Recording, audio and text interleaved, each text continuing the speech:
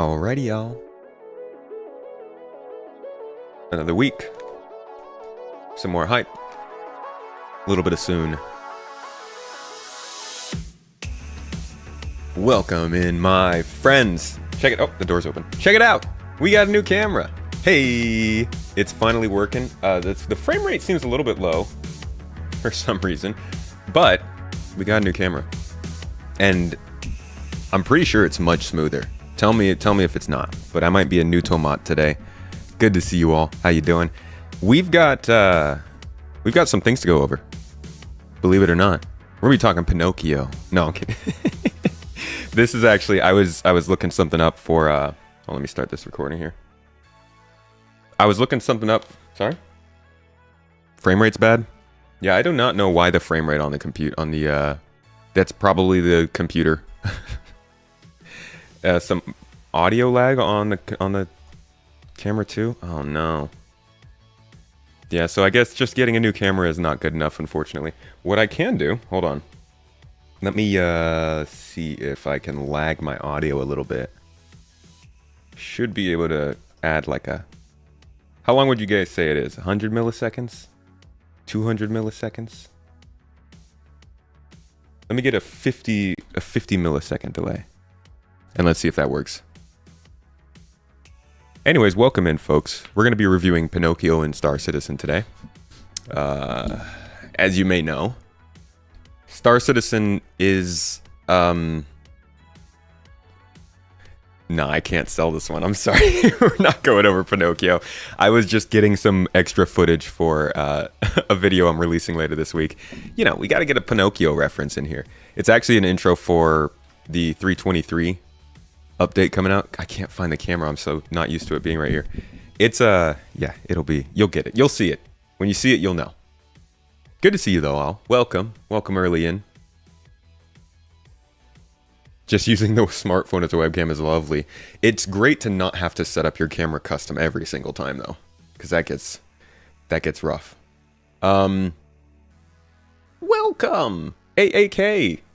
Good to see you, dude. Hey, you know that rescue mission we had? What are you looking for? That rescue mission that we had, that was amazing, and I still have it recorded. That is coming out on the YouTube channel at some point because it was the best session ever, and we got to do it again. Hello, all my bees. How's it going? Colt, good to see you. Maverick, welcome. Brigadier Bo, my man. Toes Gang is hot today. You guys are all over the place. I love it. If you're into toes, you're hot. Tomatoes. Tomatoes. Feature complete tomato. Oh man, that includes the juice. We got some subs already up in here. Trueball, Tussball, and Reese. Thank you guys. Prime sub. Appreciate you, dude. And Reese with tier 1. I was actually informed. This was new information for me. Salty Mike actually let me know on the podcast recently. YouTube is doing a promotion. Believe it or not, YouTube doesn't do promotions, but they're doing a... If you have been YouTube Premium for like more than 3 months, you basically get a free membership on a channel. So, you know, I might be biased, but we have a pretty decent membership on YouTube. When you join, you automatically get 6 exclusive videos about Star Citizen, and jeez, and exclusive chat rooms. What more could you want? No toes pictures though. Sorry. Welcome, Marcus. How you doing? Good to see you, buddy. 07s. Ready for Idris going to be flyable tomorrow? You think it's going to be flyable tomorrow? That'd be quite something. Did they say it was going to release with Squadron 42 or by Squadron 42? Toes. Is Squadron 42 coming out tomorrow? Confirmed by Reese in chat? Arcane, good morning. Welcome in. Hello, Chill Gaming. Not in 323. Not in 323. New lights too. We'll see what's in 323 and what's not. I will say this. I'm excited for what is, but Star Citizen, you know.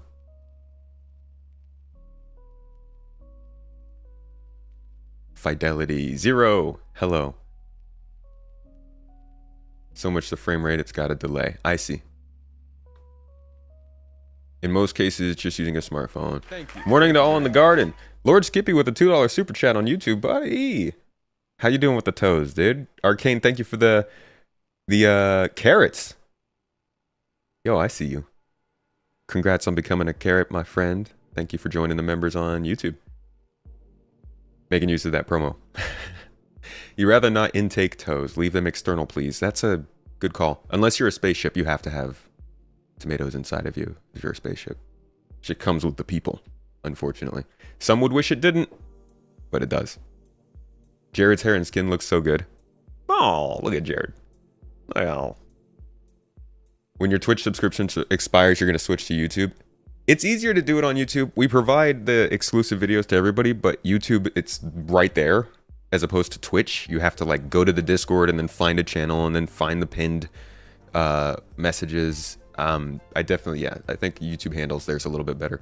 I really do wish that Twitch gave more ability for people to like create a hub on Twitch, because it feels like if you have a Twitch streamer, almost all the times their hub is going to be on Discord.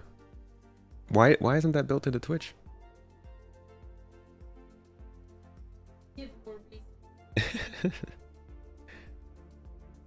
Good to see you, Luna Maria. Welcome in. Valis, my man. Don't like that setting up the Google profile had my legal name showing on YouTube. That was a big one back when they did Google Plus. Oh my god, I'm pretty sure that's what killed Google Plus, was them trying to make people use their real names. And then everybody started getting their real names on YouTube, and you're like, wait, hold on. Hold on, I was just talking about this guy's mom last night. You can't start putting my name on these comments, man. People don't like you knowing about their YouTube antics, which we get some funny YouTube comments on videos when they get bigger. Oh, which a big thank you to anybody who's watched the Daymar Rally video. It's now my third most watched video ever. In 13 days. I don't know how that happened. That's my least expected video to do that well, because like it's just usually the gameplay videos don't do all that much, but it has gained it's like resonated outside of the Star Citizen community, and it seems to be spreading quite a bit.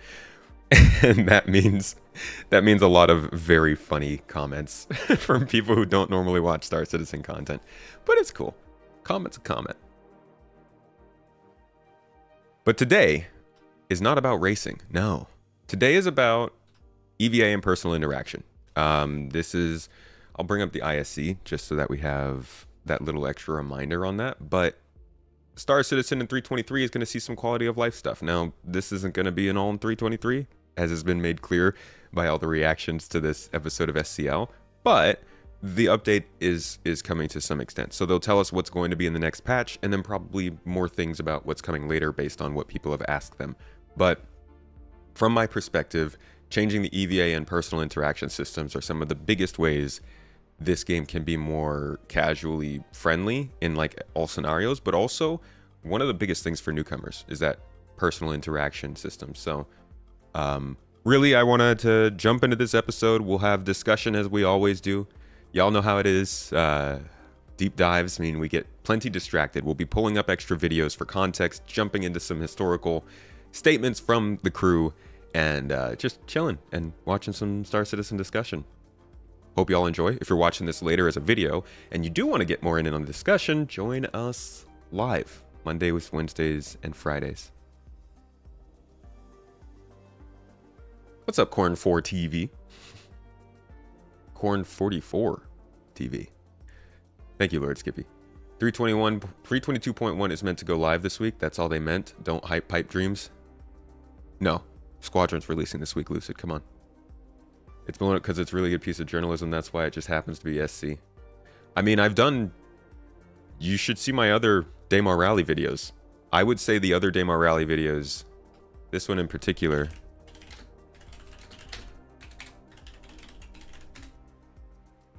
in my opinion, this is better journalism. Because it's shot actually as a documentary rather than as an informative video. Like, I have full-on interviews here with the people that took part, all the like little interviewee shots. This was incredible. This did nowhere near as well. I think there's just more excitement to see this kind of thing happening now. I mean, granted, it's good journalism, sure, but I think that there's something different this year about the Daymar rally, or about just seeing Star Citizen than there was before. Oh, let's actually hold on. Who was that? Who just said that? It's a great comment. Where'd that go? Jock Cop. Talking about all the news coming out. Let's go back and check out This Week in Star Citizen real quick for those who don't know, because they are actually dropping some good news. We've been waiting to schedule our entire year out based on when CitizenCon is, because we have to decide when we're going to fly Turkey to the US and all that stuff. So we have been dying for our date. Last year they gave us the date, I think, in January, so this one's a little bit late, but it does look like they've got Roadmap Roundup coming out today. I think we'll probably be offline before they put that up, but we'll see. It looks like something about maybe Xenothreat or the Idris being more commonly seen in game. I don't think they're going to release it to players because they don't have capital ship combat anywhere near where they want it to be, but something about a frigate. Inside Star Citizen is about master modes, precision targeting, and gimbal weapons. That's going to be pretty good. I'm setting up a Citizen Central podcast this weekend. I'm going to bring in some of the, I would say some of the biggest names in the community that you know that would have a bone to pick or a bone to plant. Is that a thing? A bone to pick or a bone to plant with master modes. And we're going to have a nice little 5-person roundtable discussion about this after we get this Star Citizen live. And then hopefully we'll have a launch sequence later on about the same thing with a special guest. After that, Star Citizen... Oh, sorry. That was Inside Star Citizen. Star Citizen Live is QA distribution centers. That's what launch sequence is going to be about this week. And we will likely be doing it live, so keep an eye out for that. I'll also have a video about that coming out next week.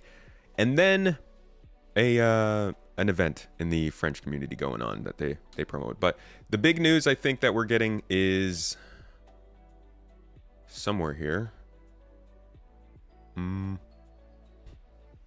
Is it not actually here? Okay, well, Tyler said it on Twitter. Can we find that? See, look at this. What are y'all teasing with this? Tyler did say on Twitter, man, that they are putting out some CitizenCon news today, so we will have to see what that is. I'm wondering if it's going to be the traditional date in early October, or if they're going to go with like last year, later on October.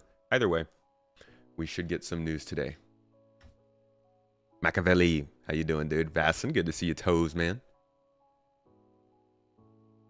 Hype for the new update. Samesies, dude. Same. Commander Colt. Thank you both for the subs. Appreciate you. 4 and 5 months. Have we gotten the sitcon info yet? Not yet. Not yet. I'll let you know if it drops during this. Iceman, thank you for the sub as well. 6 months. Guys, this is a... oh, happy day. Look at all these, like, these Twitch babies on the way. Good speed, welcome. Where is Bone? Bone, be picked. Tomorrow. Yeah, they're just saying the Idris tomorrow. I'm wondering if maybe they're going to drop in a separate mission that features Idrises that makes it more easy to get to them. I know I'm seeing things about the Idris being boardable in the Xenothreat pre-mission that they're bringing in. Maybe they're working on 1 or 2 different missions that will feature Idrises. They have had... We haven't had capital ship gameplay in Star Citizen, right? Thank you very much. Oh my god. Box swapper. Wow. That was a... balls, dude. Can we get something a little more hype in here for that? Appreciate it, man. Holy crap. Just dropping 20 subs in Twitch. That's huge. Thanks, man. Much love. You actually don't know how much that does. Appreciate you. I don't even remember what I was talking about now, man. Why do you do this to me? Sorry, Dan. Sorry for the support to distract you. I don't remember what I was saying. Oh, the Idris. Yes. We've had capital ship gameplay in the game for a while through the 890 jump boarding mission. Whoa! Somebody used the new sound thing too. I see you. Yay! Much love, Box Swapper. You watch the content on YouTube and find it valuable. Well, thank you. I really appreciate it. If you ever want to chat more about it, please feel free to jump in the Discord server and we can talk about other videos. Seriously. I'm starting to read the comments more I always try to read the comments, but I'm starting to try and read them more for additional ideas of what you guys want to see later in the year. So I'm looking for you. Wow. But appreciate you. So 890 jump boarding mission. That's been the 890 jump for a while. You'd board it, you'd relieve it of its people, aka kill folks, and then you'd leave. Get paid good money. Now we have a bunch of different systems, and what if they're trying to do a mission like that on the Idris instead? That'd be nice. And it sounds like that might be what the pre-Xeno threat thing is, but I guess we'll find out tomorrow, did they say? Thank you. Thank you very much. Tomorrow or today? Tomorrow. Cyber Parson, and thank you for the raid. All right, folks. I have drained your earballs of enough. Why don't we go ahead and get into this SCL? Let's see what they've got to say to us. Yeah, I heard the Idris boarding was awesome. Here do we go. Welcome to an all ASMR edition of Star Citizen Life. Oh, I like that. Wow. Wait. Cancel that. Cancel it. They just announced CitizenCon. What's the date? October 19th, 20. October 19th? October 19th and 20th of October, folks. We got the date. Mark it down. Mark it. Put it on your calendar, whatever, your planner. I don't know. October 19th and 20th. So they're sticking to the later October dates then. Huh. Wait, 19th and 20th? Oh, I'm looking at November. Never mind. Okay, that's a Saturday and Sunday. Yeah, so where is it? Manchester? Manchester. That honestly is going to be painful for a lot of people. England goes hard on their visa process. So we'll see how that goes. We are definitely hoping to be there. We would like to be there. We're looking forward to it, but who knows what happens. We do. Offsite party on October 18th as well. Oh, is that in the same city? Do we got to pay $100 extra for that? I'm kidding. If it's another party, you can charge more. It's food. Unless you're in the UK or the other places that the UK doesn't require visas from. I don't know if they're joining the EU on making us do that in the US, but that's going to start to be more of a thing for us in certain situations.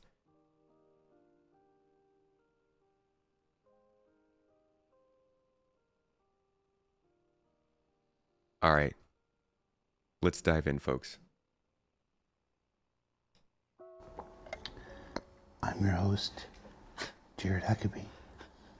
And if you've never seen Star Citizen Life before, it's where we take about a week out of the end of our day and we hang out with our Star Citizen developers. No, shh. And we ask them your questions that you submitted on Spectrum. I'm just seeing how long I can drive Pete crazy. How you doing, Pete? All good. All right. Sorry, that was enough. Let's get to the show. Joining us on the show this week, we have we have 4 members of the eponymously named Team Kian on the show. 3 members of the Team Kian, then whatever the hell Chris is.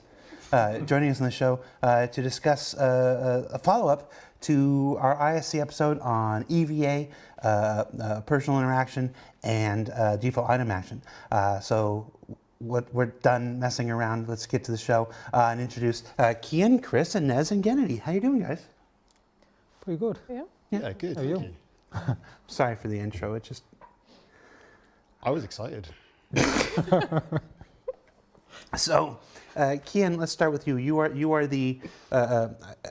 is your team still named Team Kian? I thought that was a working title. Does it have a new title now? Not yet, no. Not yet, so it's As still devastated as I just am. Team about Kian. Okay, it. tell people who you are and what you do.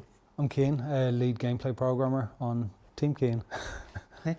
And what is Team Kino? Is it all just programmers? Is it, Yeah, there's 7 engineers and myself, so what's the difference between a programmer and an engineer? same thing, just different words. I heard he's lying because I was told that all of the devs work on ships. Could call them coders as well if we wanted. Okay. Gennady, introduce yourself. Tell everybody who you are and what you do. I'm senior gameplay programmer. I'm Gennady. Yeah. Hello. Yeah, I like how AAK is like Superman working at CIG now when he's in when he's in Squadron 42. This is just his night job. I'm working on EVA stuff. Like currently, it's just flying, and later we move to attach and surface traversal and stuff. Yeah. I really thought you were going to say Senior Gennady. I was excited, like the Senior Gennady. Yeah. Inez, who are you? What do you do? Hello. Well, my name is Ines, like I said. Team Kim, although I don't know if I approve of the name of the team. I don't even approve of the name of the team. And yeah, I'm a gameplay programmer, and I've been at CIG for 5 years now. 5 years already. I know, Yes. just time flies. We skipped that. How long have you guys been, Kian and Gennady? How long have you been here? How long? Go for Kennedy. It's for 2.5 years. 2.5 years? I'm 5 years. 5 years? Yeah. And Chris is part of the furniture now. Yeah, Chris has been here about as long as I have. Chris, tell everybody who you are and what you do. Hi, I'm Chris. I'm a designer. I'm assistant designer, and I have out guys like these support the team with design. So, Makes sense. what's the relationship between designer and programmers? Like, can you do anything without them? No. And you guys really need him? Yeah, we do. I'd like to say no, but we do. So today's show. I mean, I'm not a game dev, but from what and there are plenty of chat. From what it says in the monthly reports, it seems programmers are making this stuff for the feature developers, or rather, I guess they might also be feature developers. But generally, the design team is like the content team. They actually apply the stuff they've made to the game itself. Nice little collaborative relationship. Look at you guys, like you're on a team in a company together or something. As off kilter and weird as it is, it's been that kind of day. We're following up, like I said at the beginning of the show, on our ISC episode. I was about to say IAE episode, really in the wrong part of the year. On our ISC episode just 3 weeks ago about EVA and default item actions and the personal interaction system, we solicited questions from you, the Star Citizen viewer, on Spectrum, the bespoke communications platform available at robertspaceindustries.com. If you've never seen it, go check that out. It's where we collect questions. We let our group of questionees, is that what, when you're questionees? Not questioners, but questionees choose the questions, which you have done, and I'm just going to sit here and go through the ones you've picked out. So let's just jump into it, because people are probably tired of my antics at this point. I know I am. I see a lot, look at this list, I see a lot of questions for EVA, so we'll try to bounce around a little bit. But let's start with an EVA one right out the gate. This one came through quite a bit. I think this one was particularly, who was credited this? Something Wookie? Was this the Wicked Wookie? It's a question from Wicked Wookie. Thanks for submitting. Will we keep up our momentum if we jump out of a moving ship in space? Ooh, that's a physics thing. Answer. Pretty sure that's a bug. So, yeah, it's complicated question. We don't have like real world simulation for this, so it's not to keep all momentum. Part of its momentum will be kept, like I believe it's 36 meters per second maximum we have. And if you use thruster pack will enable like speed limit for this, which will be, at least for now, it's 6 meters per second. That's what we have. Right. I understand limitations about maybe the real simulation version of this with the momentum, but there are quite a few things that they're doing that are not simulative. And I'm not crazy about it. So why is it I also that understand though why maintaining momentum would be really difficult, especially when it comes to like cargo and derelict ships and stuff. we don't have? Why is it that it's not just as people might expect it? Why haven't we built an entire universe of fully physicalized entities? Like what? Well, because yeah, physics is cool, but we want to make a game which you can play. If people say can accelerate indefinitely, what could it be like? People like, that's insane. Yeah, we can do it, but it's. So it's one of those things. The dramatic effect was great. It really is like, do you want a fun game or do you want a open simulation? It's like you're gonna go full Kerbal Space Program, or are you gonna do? I don't even know what the gamified version of that would be. I don't know. What other game can you build spaceships really easily? But yeah, it is actually interesting. I don't think I could find the video right now. But there was a time, gosh, it was probably a few years ago, when this question was asked before, and it was actually stated that it was a bug, that the momentum wasn't maintained. I wonder if it was a bug and they decided to just say scrap it, or if it wasn't the bug and they've just decided to say scrap it.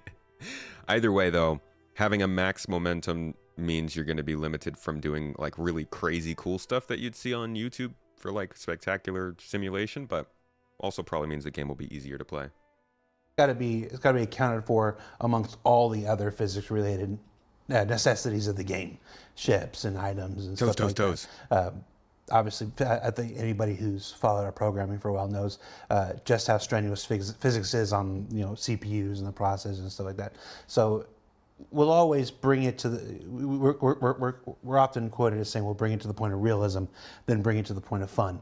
But the close cousin of that is bring it to the point of realism, and then bring it to the point of what's performative for the universe.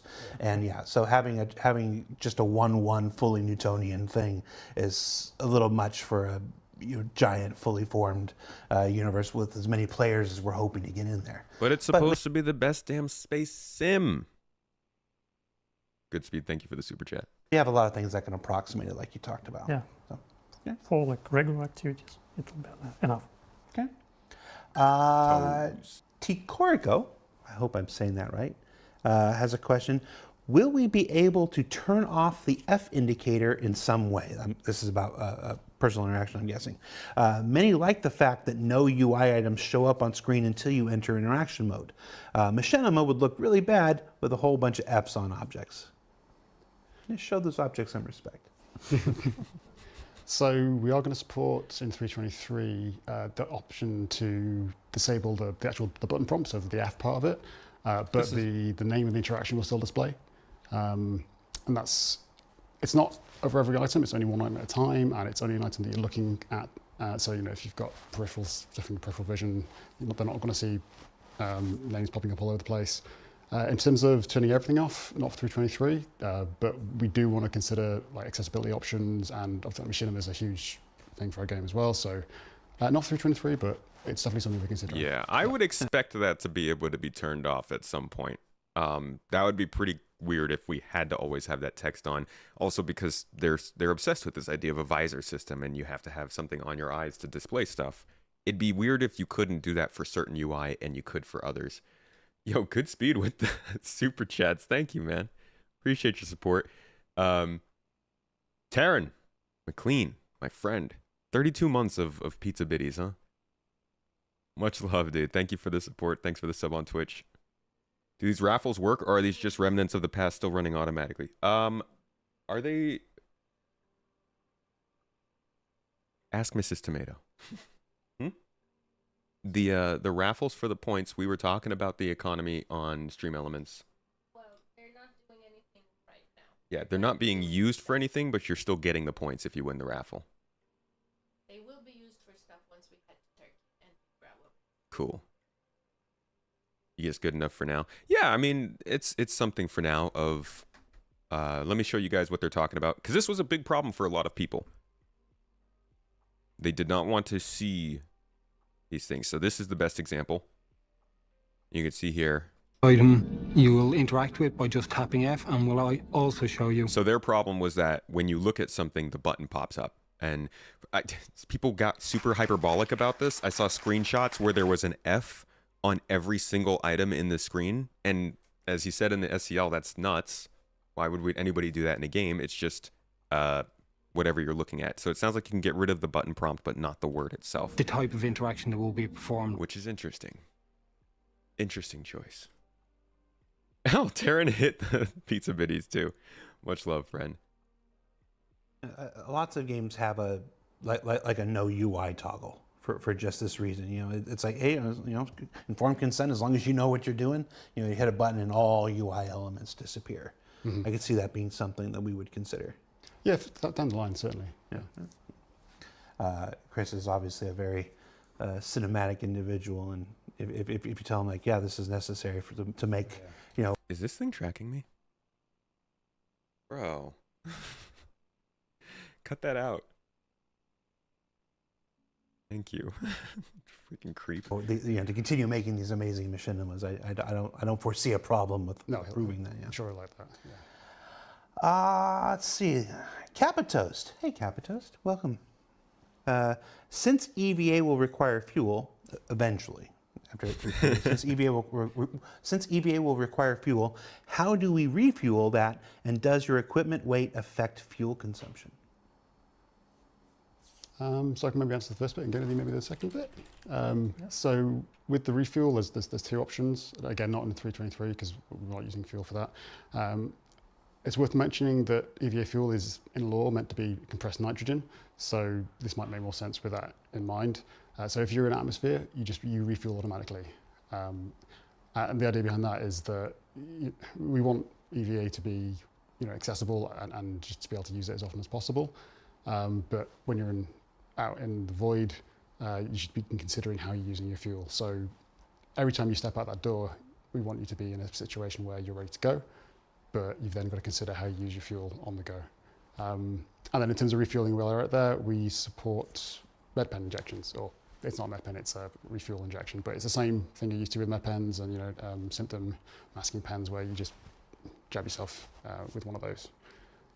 Yeah, did you want to talk about the, what's the other aspect of the question? Sorry, my mind's gone blank. Will the weight of your equipment affect fuel consumption? No, I was talking about mass, wasn't it? Does mass affect it? I said weight. Yeah. But mate, sorry. If mass does. He said Mass Effect. Romances and Star Citizen? Is that what he's saying? Answer that one. I've misunderstood the question. In that case, at the moment, I don't think it's a big factor, but we definitely want to look into that moving forward. I don't know when, but for 323, I don't think it is. So for 323 at least, well, the fuel isn't in 323, so you're just going to... Correct, yeah. Yeah, so when the first version of fuel comes online, people aren't going to have to manage I can't use this, don't want to carry this weapon or this, you know, railgun with me because it's going to burn up fuel faster. Correct, yeah.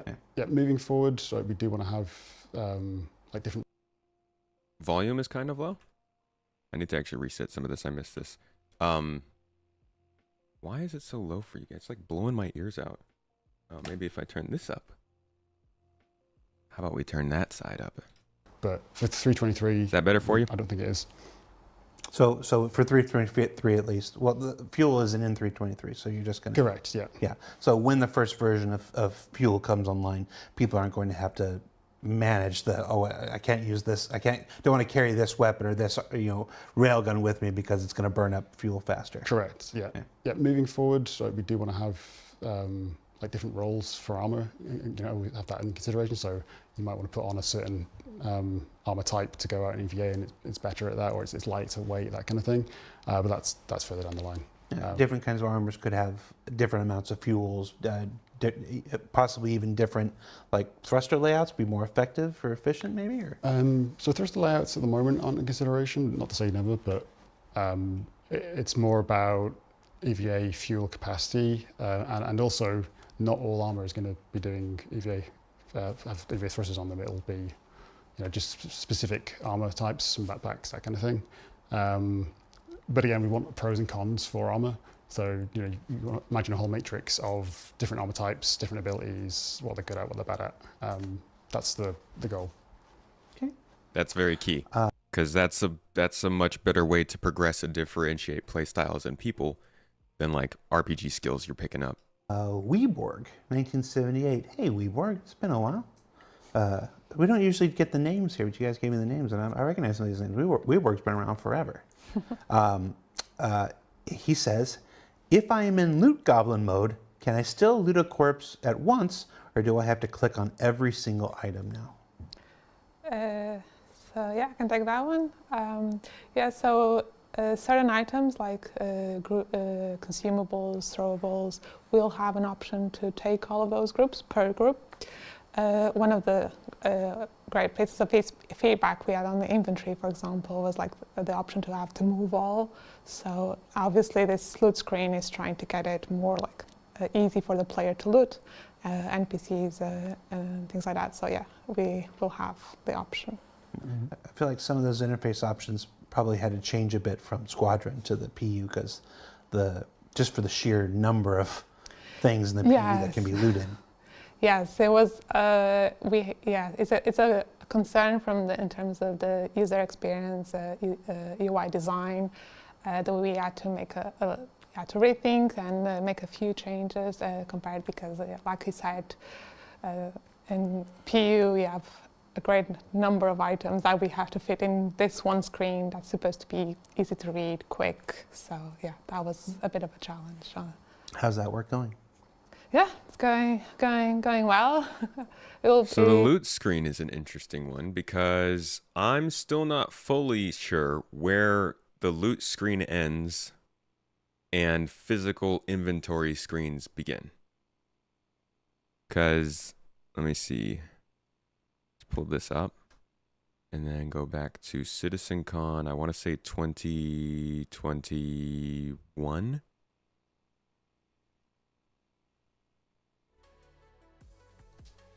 If we go all the way back to good old times, oh, too far.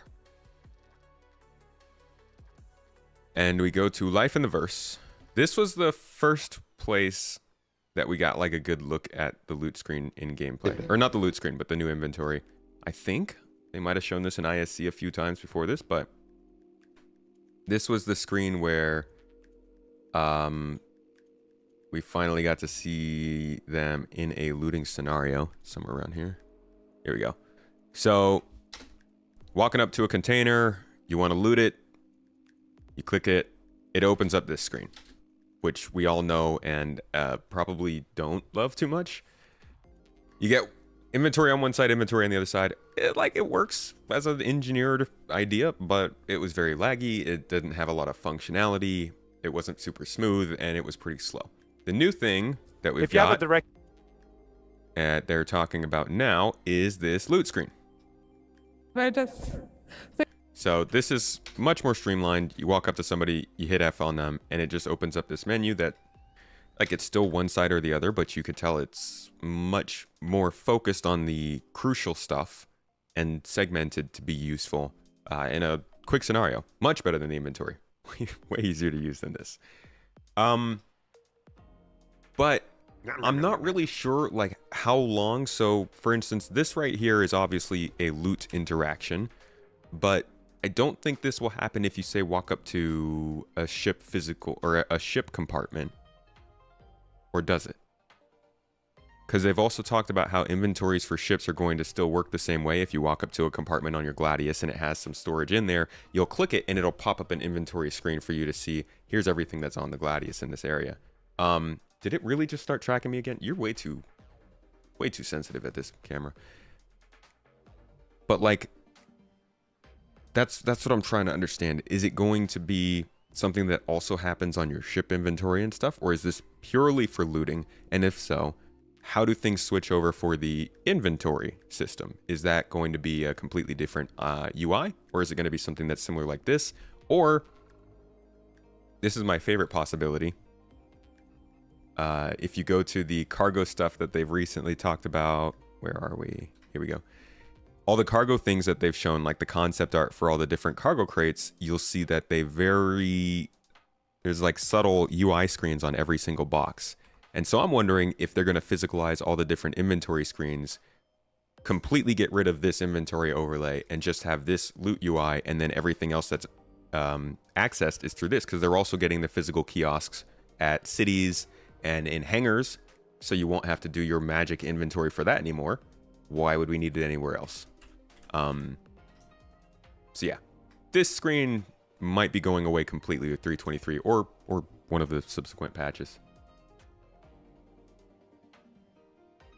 It doesn't cover things like armor, but they did say they wanted to. They actually said in a monthly report that this is supposed to have armor and undersuits in it as well. Roadmap Roundup is out already. We interrupt your normally scheduled broadcast to bring you, hopefully, some hype. Don't take anything off. An update on freight elevators. As work has progressed. Uh-oh. Team has recognized that additional feature work is required. Oh, this sounds like a 2021 update. As a result, this specific mechanic will likely come at a later date. Freight elevators and their related functionalities are still on track for Alpha 3.23. So, what does that mean? Persistent hangars? Oh, just the fact that you're not going to be able to get vehicles in your hangar. So the freight elevators are good, but the vehicles have been removed. That's a bummer. That was a big part of why a lot of people were excited for the freight elevators. But well, yeah, a later date could mean different things. That could mean a 3.23.x patch, or that could mean 3.24, could mean 4.0. Who knows?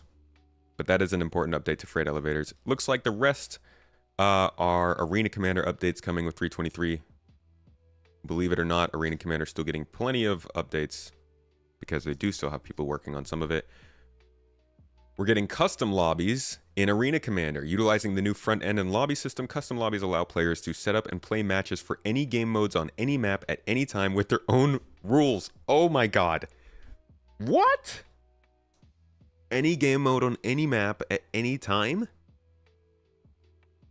Well, any time is an obvious one, but that's man, that is some fantastic news. This is going to make running events so much easier, give us a lot more ability to actually do that. I'm excited for that. That's a good one to see on the release view. Where are we? 45.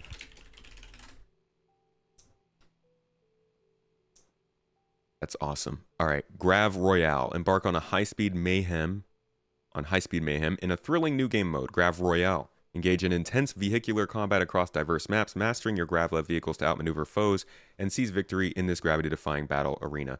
This all is going to make people better at the game. You can't get good at Star Citizen that quickly because you die and have to reset every time, but Arena Commander is definitely going to help. 3 limited test experimental modes featuring the engineering gameplay. Engineering is coming in 3.23.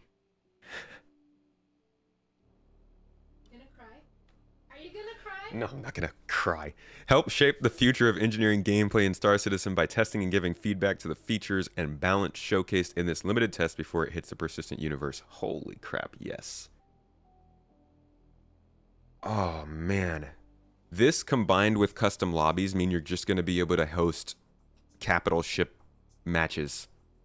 You're just gonna be able to go 7 people in either hammerhead, if they allow lobbies that big, battle it out with each other, people on the turrets, people fighting, people engineering. This is like the actual Star Citizen experience coming together. You're going to have somebody running around repairing your ship while you fight.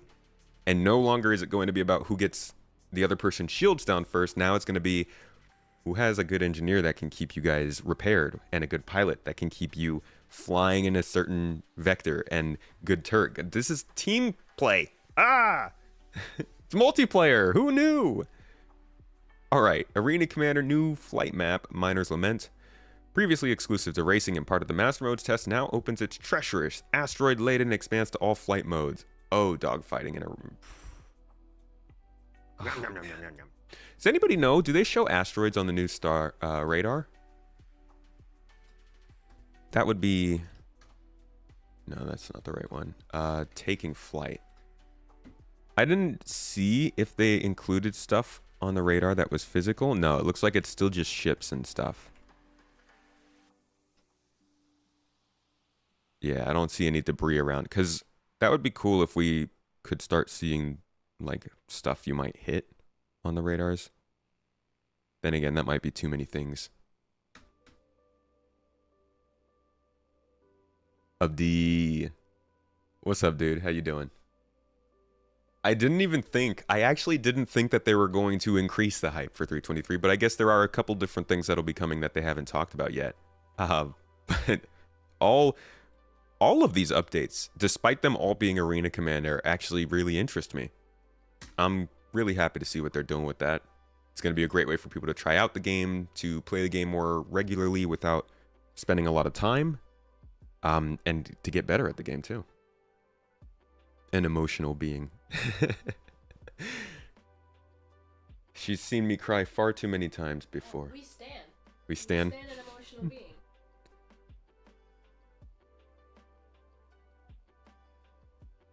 See them holding it up until after Invictus.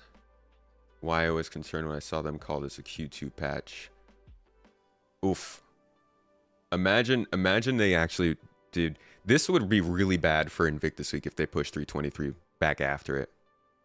I think they're banking on 323 helping sales during Invictus, and if they delayed till after it, Invictus would be a very, very bad time for them. And that's like their second most important week of the year for funding. They'll probably just keep pushing features out if they need to. Wonder if the reality of engineering gameplay might make people panic and melt some capital ships. Oh yeah, Jock Cop, that's... I released a video that was all about trying to make people panic. I don't even know if it would pop up. Like, look at my motherfucking clickbaiting ass. Where's the video? It's so far down here. Your big ship is cursed. Like, I'm all for pointing out to people that engineering gameplay is going to mess you up if you're capital ship based, and you should be very aware of that.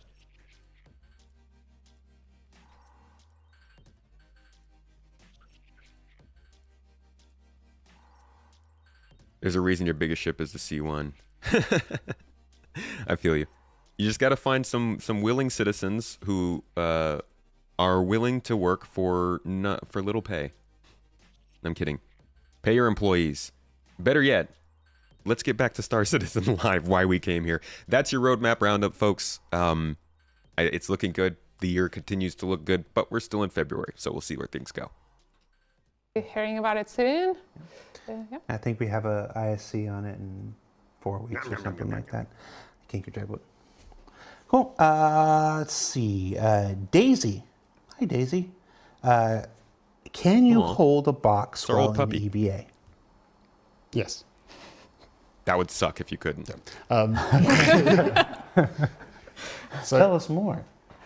So the level of polish we're going to get with that isn't 100% right now, because for 323, because we've got animators animating their eyeballs out. Is that a thing? But they've got a lot of work on. And that's one of the things they're working on. The state it'll be in 323, I'm not 100% sure yet, but it's definitely planned for them. Yeah. Okay. It's probably worth mentioning that whilst you're in EVA, you can have two-handed objects, but whilst you're attached to surfaces, again, not for 323, that's a different feature, you need your hands, so two-handed objects. I can already see the glitches we're gonna get from that. Your box is gonna get stuck to your hand, and you're gonna be crawling along the ground and like pushing the box inside, and the box is gonna be injuring you, and you're not gonna be able to get off the wall, and you're just gonna keep crawling, and then eventually the box is gonna kill you. In classic SC, we love it. Yay! Like attached to my belt by a carabiner and just walk with it behind me. The Batman Who Laughs. All right. Will we optionally be able to stand upright in EVA as we do now? So for 323, no. We're focusing solely on the prone stance, and that's the lying down stance. We just really want to give a great experience for that. So there's a lot of animation work that goes into that. The guys are doing a great job with it. But yeah, the focus is the prone stance, and that's twofold. It's prone because when you attach, again, not an EVA, it's the zero-G traversal thing where you attach to a surface. That's prone as well. So you get a seamless transition between the two. but also the silhouette that you maintain whilst you're moving through a ship.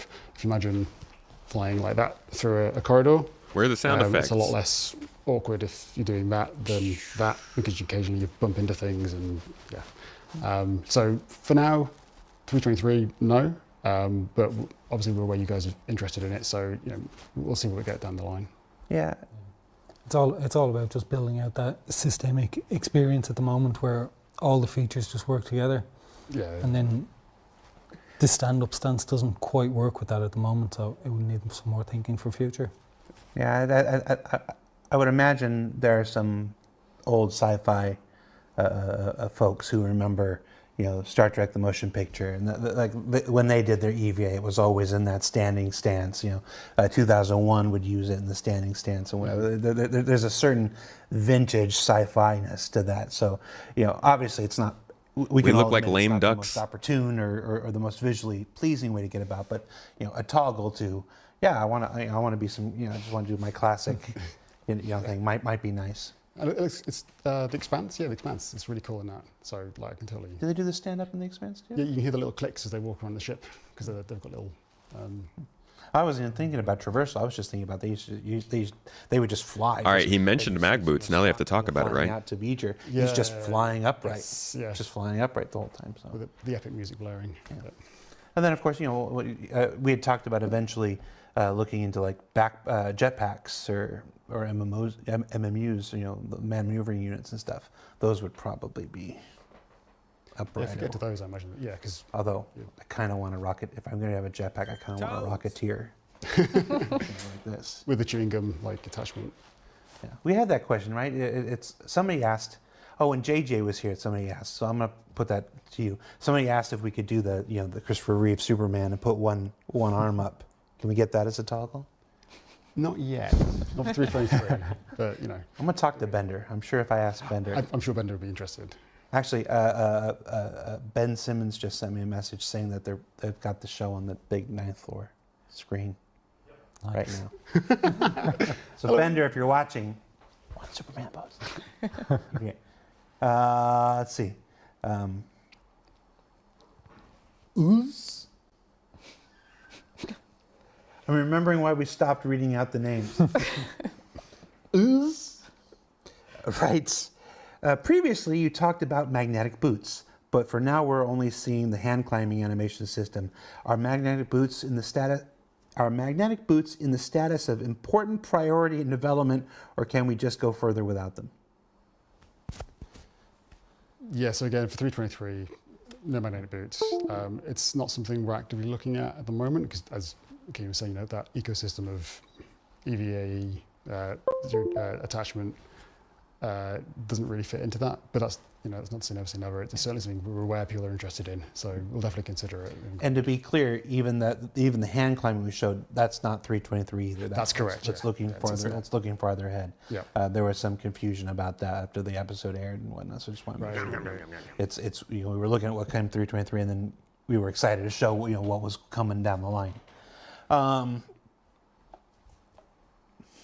kind of already started, haven't I? I can't just stop saying names now. Scrub 420. I don't know what that was that just disconnected. I just plugged my camera in and something else made a sound, so we'll have to find out. Let's just move on. No. Will you allow EVA speeds above 10 to 15 milliseconds? In the ISC, we saw someone flying past Jericho going super fast and decoupled. Currently, we can even have this speed if you use grapple hook mode along with thruster pack. So if you use grapple hook and drag yourself, it will be exactly 10 meters per second. So yeah, you got it. But not quite the 15. Not 15, but yeah, middle ground. And that's to say, these are the speeds we think are fun, the speeds that we enjoy while playing it right now, but you guys haven't had them, right? So you'll obviously be able to give us feedback and say if you're enjoying them and if you need to go a little bit faster maybe, but it's what we think works well. But we're in development still, so. So what was the, so just to be clear, you're saying the 10 milliseconds now and stuff like this. When we were talking about the 36 milliseconds before, that was jumping out of a vehicle. Yeah, that's the overall cap. Around Yeah. 36, I think, is the overall cap for an actor's movement in the game at the moment. Yeah. Um, So just, I see some folks in the questions, Toaster Pyro So then does it just like slow you down really quickly when you jump out of a ship? Is that what they're saying? was looking for, Toaster Pyro was looking for some, clarity. 36 is the cap, jumping out of a fast moving vehicle until you eventually, slow down. So this, and then you just you on your own. With a grappling hook, you can potentially get up to 10. And just to clarify, when we're saying grappling hook, we're talking about The tractor beam. tractor beam, yeah. Yeah. Oh, There's no confirmed. physical aspects. We're getting physical grappling For hooks. Shut up. 323, it's just Don't. tractor beam. And No. no, I'm not confirming them. Just Confirmed. Grappling. When are we getting rappelling, man? Or repelling, rather. That's not rappelling. That was a stupid... It's a stupid word, tomato. Because we got video of it. Obviously, it's all previs, as they like to do. But, like, this was from a while back. All right, y'all teased us on it. Let us do this. We got big enough caves for all this kind of stuff. And I would love to see it. So I'm just going to go and assume that they confirmed it there. He's calling meters per second milliseconds. Yeah, low column A, low column D. Burks, what's up, dude? That's confirmation that they don't want to work on the inertia model. Yeah, that's kind of what we were getting. They answered a question earlier where they said jumping out of ships will only give you a max of like 36 meters per second speed, which is a bummer. I get it for game reason, but as far as simulation goes, we're not going to be able to do some like really weird with momentum and stuff. Like, you can already see how crazy we would get if you conserve momentum. You just throw like 50 bodies at an Idris and see if they blow it up or something. I don't know, but sounds like that's probably not going to happen. Nolat. I feel like that was just the same question. Yeah, you picked this question. You picked the same question. Yeah, that's a problem. I'm skipping this. Sorry, Nolat. You had your question answered. It was the same question. Let's see.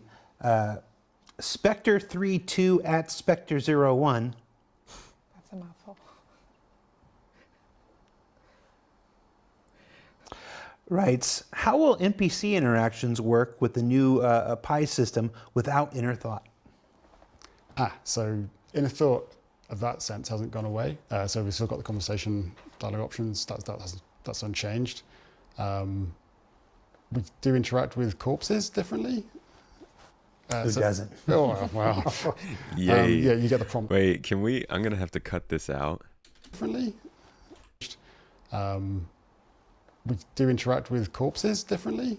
What's the timestamp here? I've got to cut this out and use it as a GIF on this channel. That is great. 2140. We do interact with corpses differently. Who doesn't? Oh, wow. Yeah, you get the prompt when you're interacting with a corpse or anything, right? So that's changed, but in terms of if you're interacting by having a conversation, that's still the same. That hasn't changed. So inner thought's not going away. No, inner thought's still there for conversation choices, and obviously the pit menu, that's inner thought of some degree, that's staying around. So. Okay. Garnith asks, how will the new Pi system interact with and control ship dashboards and consoles? So for 323, it's very similar to what it is right now. You still have to go into interaction mode, move the cursor around. Instead of the floating text, as in to choose the different interactions, you'll see a prompt now, and it'll just be one option to click on. But then you bring up the wheel with right click instead of left click. And then you've got the options that you would normally see as a list there on the wheel to select from. Moving forward, sometime after 323, we want to make a few changes so that free look actually becomes the mode you look around and interact with in the cockpit. So no more holding F and then moving the cursor around. The idea is more that free look, you're just looking around and seeing the prompts come up more naturally. It just feels more similar to the game when you're on foot, and we think it works a lot nicer. In addition to that, you want to have like the MFD screens show the little cursor on it as your camera's focusing on it in center screen. And that gives you like a nice accurate way of selecting things all in one mode without having to sort of move into a different mode of sort of moving the cursor around and the camera's moving slightly with it. And yeah, it just feels like a smoother experience. Is he right? Yeah, so, Well, she made it, so she definitely knows. yeah, so we had to try to compromise a little bit on the dashboards because obviously having the prompts like every single button while you try flying a ship is really not a nice experience. Okay, sorry. I was just resetting. I lost a light over here. What was he saying about free look there? I'm just gonna go back real quick. Different mode of sort of moving the cursor around and the camera's moving slightly. In addition to that, you want to have like the MFD screens show you're just looking around and then free look. Sometimes you would normally see as a list there on the wheel to select from. Moving forward, sometime after 3.23, we want to make a few changes so that free look actually becomes the mode you look around and interact with in the cockpit. So no more holding F and then moving. Oh yeah, cursor they around. talked about that. The idea is more that free look, you're just looking around and seeing the prompts come up more naturally. It just feels more similar to the game when you're on foot, and we think it works a lot nicer. Okay, I'm gonna skip back forward. Well, she made it, so she definitely knows. Yeah, so we had to try to compromise a little bit on the dashboards because obviously having the prompts like every single button while you try flying a ship is really not a nice experience. So that's why you still have to go into interaction mode. So that way you have like full control of it, and you try to minimize the disruption. To the Still, player. having a prompt on every button, I haven't experienced that, but it looks so satisfying to see the buttons and be like, ooh, I can press that one. Yeah, like Chris said, we have a few ideas that we still want to do to make this experience the best we can. So yeah. How does that still include the physicalized touching and stuff? I can't remember what it's called right now. It had a cool name. We don't have a lot of cool names. That had a cool name. It's not a cool name. Physical interactions. Yeah. Interactions. Is that all it was? Or player Touchy animated mode. interactions. Player animated. Or pay. Pay. Yeah, Another one. Piss pie. Never mind. We're so bad at naming things. Yes, yes, Yeah, so they are. we still we have still physical player animated interactions. We need a cool name, but they are not coming for 3.23 for this next release. In terms of code, it's not big it's not like a massive change, but it's a big effort to bring it. Kind of figured, I think, actually. I might have written that as a question in the script coming out later, but it definitely seemed like physical interaction mode was not going to be in this upcoming update. Maelstrom is a cool name. They did do a good job on that. We can interact with the world. We have to have certain constraints. And the items have to have a specific orientation, so the player will drive the hand, so we can orientate it. And so it's a massive effort from other teams. So yeah, that won't be coming this next release, but it's in the works. Yes. So I've got a message here from Dustin. He's a member of our team out of the Austin office. Hi, Dustin. He wants me to ask you about the BB-12, which is that old man maneuvering unit that was a stretch goal. It's like, are you guys ever do that? Say yes. Yes. I know it's above your head. I'm just calling Dustin out. Dustin, don't send me crap in the middle of the show. All right, let's get back to some real questions from some real backers, like this one, possibly a hijacker. If I attach myself to a ship with the push-pull mechanics that are coming next, is the intent for the ship to be able to shake me off with enough G's? Or is the ship screwed because once I get a grip, they can't dip? Huh. Sounds like possibly a hijacker. Yeah, I can answer. Just gonna go have a beer. The username works well with the question as well. Yeah. So yeah, if you attach, theoretically, it's still work in progress, so you understand. We didn't test it yet, but I can guess it will be like systematic reaction on external G-force. You just pushed from the ship or lose your conscious, and yeah, it will do the work. Huh. That is the most programmer bullshit answer I've ever Yeah. heard. I can guess it would just systematically work. No, I'm not making fun of you. It's brilliant. I love it. It's what I get from every programmer I ever talk. He goes, well, yeah, the way we built the system, yeah, well, I don't know, let's try it and find out. Half the time, that's what the answer is. We talk about, well, let's just try it and see what it does. You know, so. But what rules are they going to put on it? We attach again and again. The hand traversal is not in 323, but when that's there and you attach onto a ship and someone tries to shake you from the ship, you're saying it should throw them or it should not throw them. It should. It should throw them. I believe. Yep. All right. Yeah, Well, you got a while to work on that because Okay. that's not in 323. So you he's got a while not. to- These aren't to the work people on to answer that question. But that is a beautiful programmer answer because it's just, I don't know. We just build the systems and we see what happens. It should work. So Should is our favorite word. well, you know, I'm Rather having not the time to ask it. Get it to the point where it's actually being tested in EVO, and let's see. fun, but that's Or why QA. we build these things systemically. Because you know, at building a game at this size, at this scope, at this scale, you can't hand code every single individual, you know, circumstance and occasion. You build these things systemically so that the world has the universe has an internal logic, hopefully, at some point and everything. And you can just sort of, you can be like, well, you know, based on this and this and this, yeah, it should do that. I remember the very first time we ever launched a snub craft from a ship that was in quantum. Like we were doing internal testing, and we had just got, it was literally like our first, like, hey, we've got quantum working, and Mark Abent goes, what happens if we leave in quantum? And everybody just kind of looked around, and we're like, I don't know. And so we got in, and we flew out, and the ship stayed in quantum with it, and we were all just like, how cool is that? But that was the people who made it. You know, like, oh my God, how cool is that?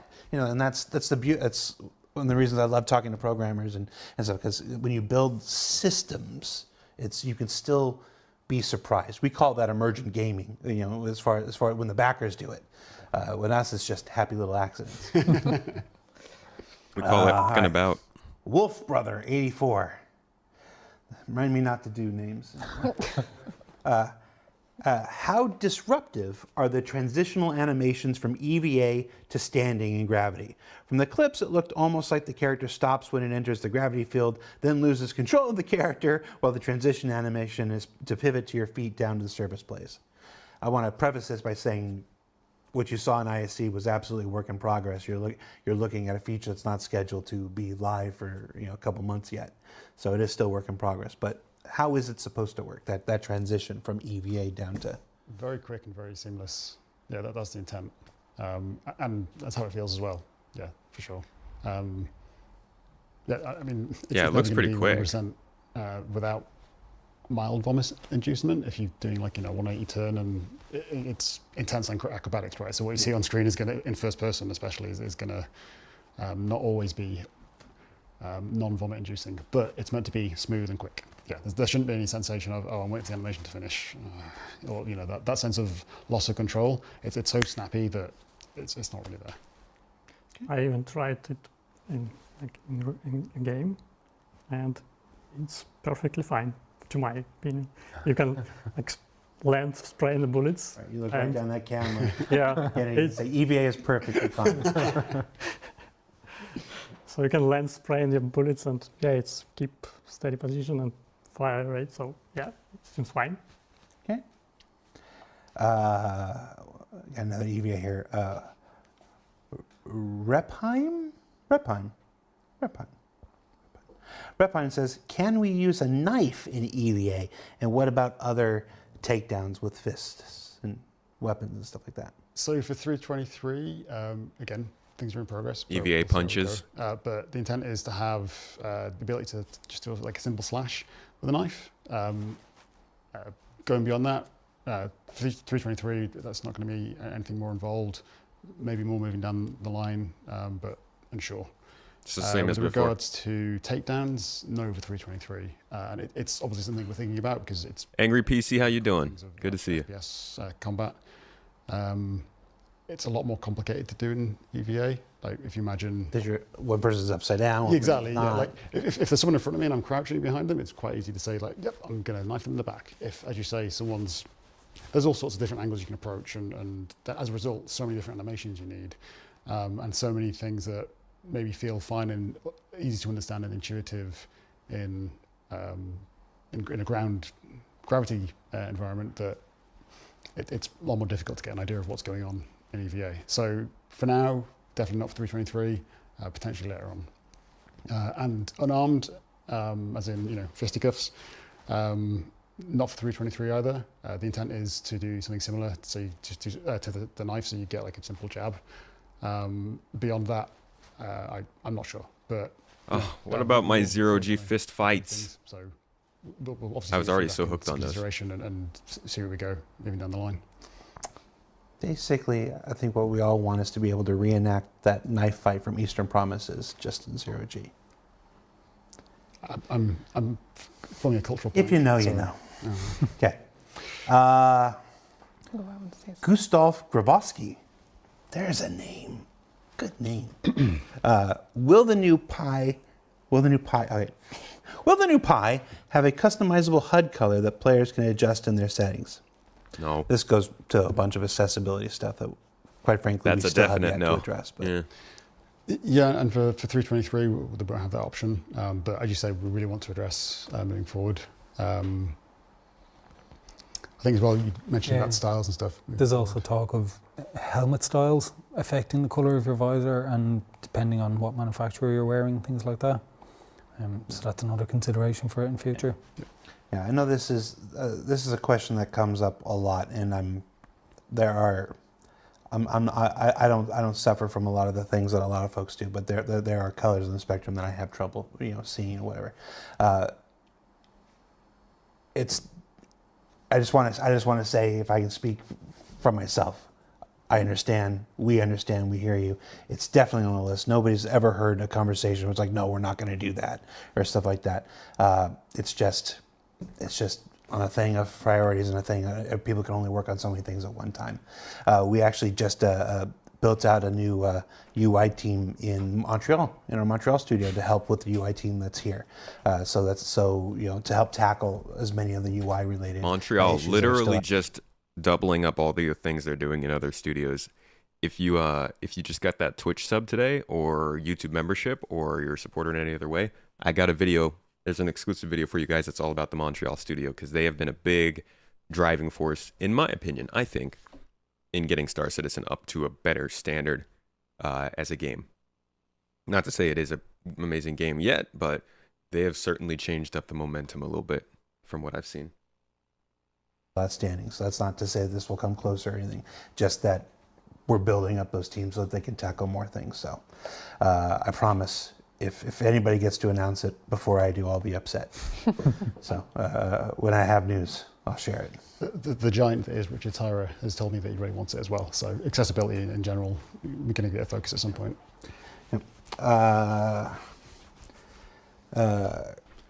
Corporal Bell says, while in EVA, if we keep applying thrust from our pack, obviously not indefinitely, will we be able to increase our velocity over time, or will there be an enforced limit like ships? We sort of covered that. This is about the 10 millisecond. Yeah, probably. it's the same. Okay. Well, he had a second question. It's probably worth mentioning, though, that we do have that sense of sort of vague Newtonian motion, in sense of if I thrust a little bit forward and then stop thrusting, I'll just continue going off forever at that speed unless I introduce another thrust impulse. So it's like that to some degree, and it gives you that sense of, oh, if I thrust, I keep going, and then if I look around, I'm seeing him going in that direction still. So you get the sense of it. You just can't get yourself up to it. That was a key part of this model, is that you're going to have EVA thrust limited, but you're also going to be able to be uncoupled. Basically, your EVA flight's uncoupled. So you might have limited fuel, but if you burst yourself, you could just float all the way to a destination without needing to keep using that fuel. I think that's what he's saying here.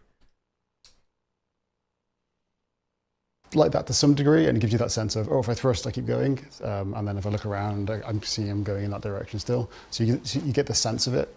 You just can't get yourself up to, eventually you get the light speed, right? And you don't want to go that far. Not with that attitude, Chris. Is it your intention to develop specialist and/or emergency equipment for EVA travel, like reserve gas tanks, specific armor, short duration distance boost capsules for the multi-tool? You've already mentioned some of them, the refill canisters for fuel. Yeah, so the pens you inject yourself with. Okay.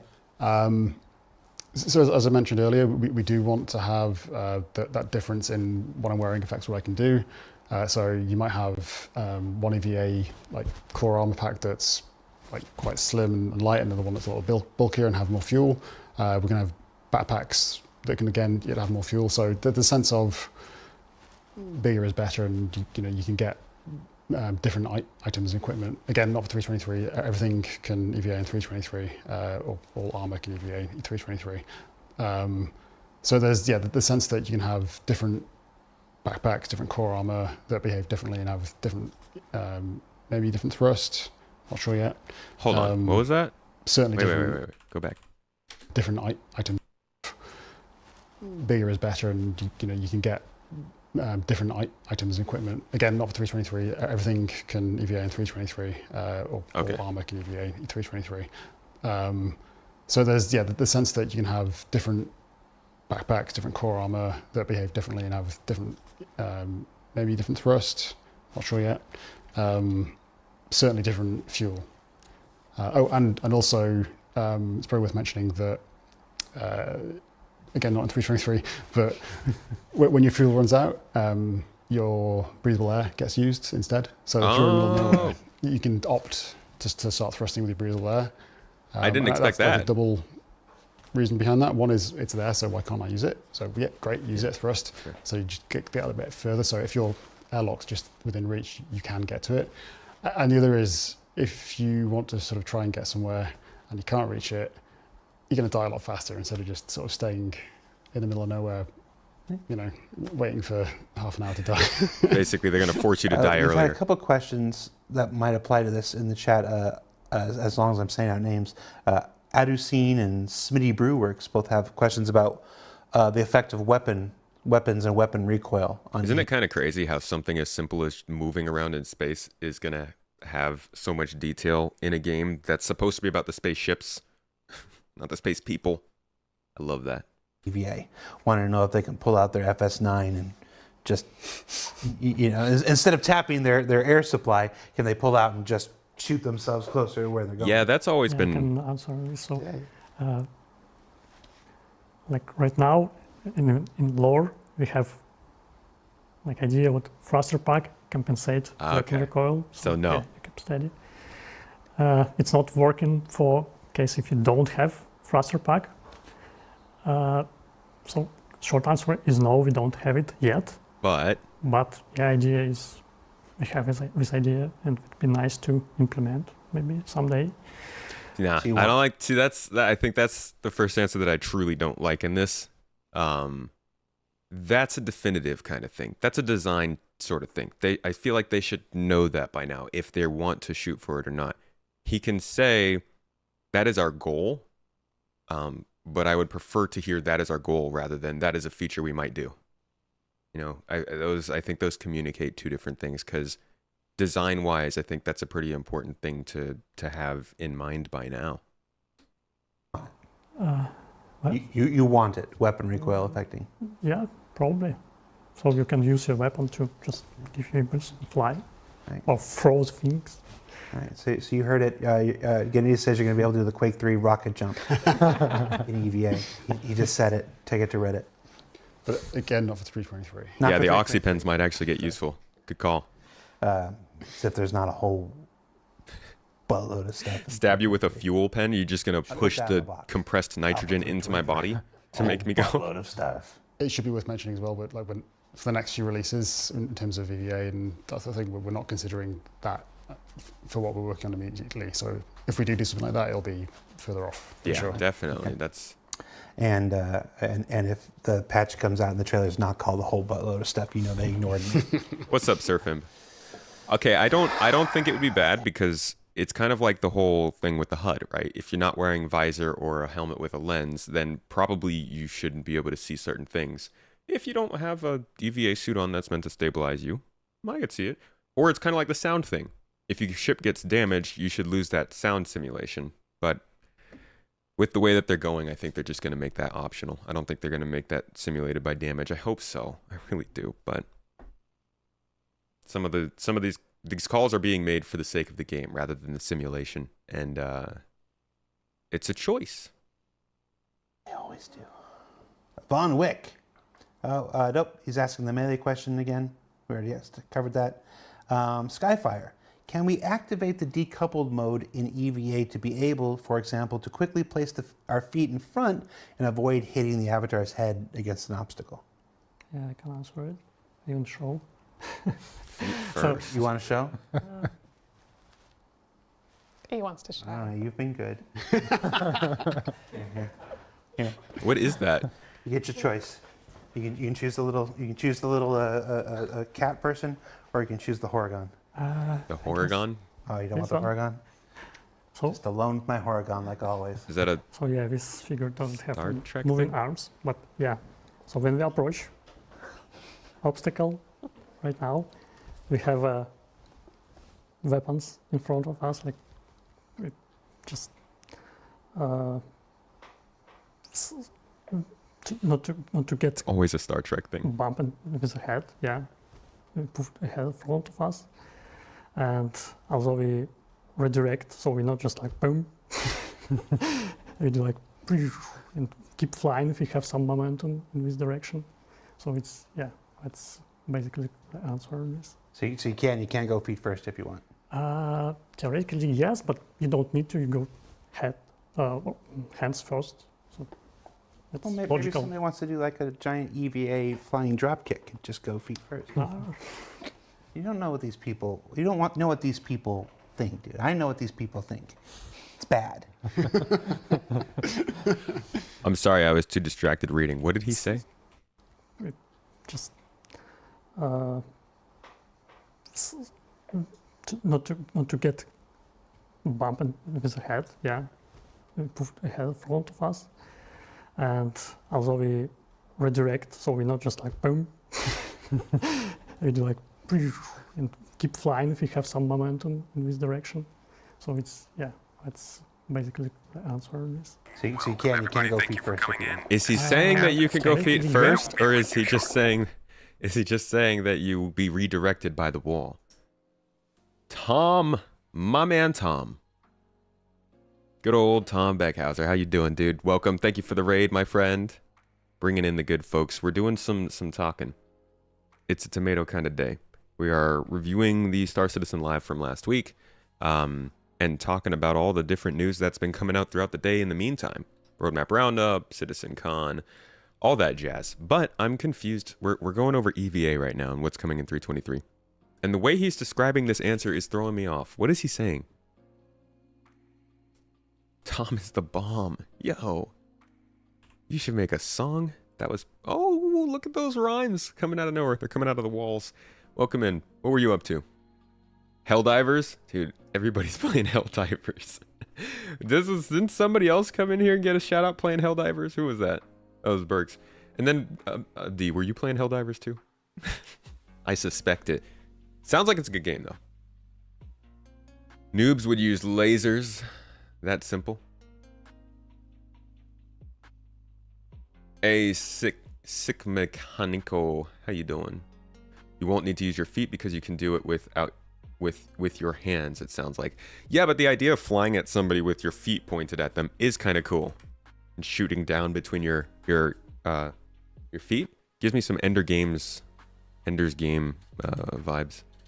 Which, who's not trying to play that? Everyone's trying to play. I still haven't been able to play. I haven't been able to get in the servers yet. But I at least hear the game's pretty fun. I remember when this happened to Star Citizen last year. Played it for the first time today. Nice. Good speed. I didn't ignore your question. You asked me on...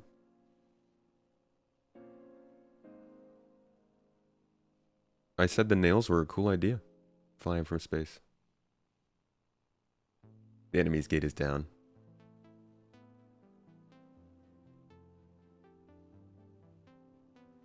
Would be cool if the EVA system automatically compensates for the recoil. That's what they said it does. That's like 2 minutes previously in this video. So like 10 minutes back for us.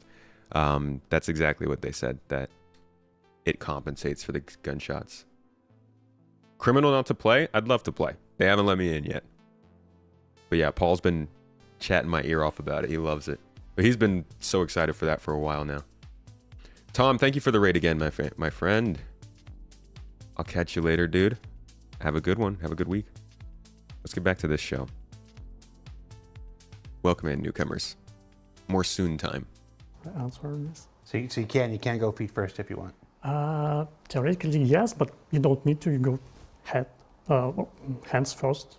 So it's Well, maybe logical. somebody wants to do like a giant EVA flying drop kick and just go feet first.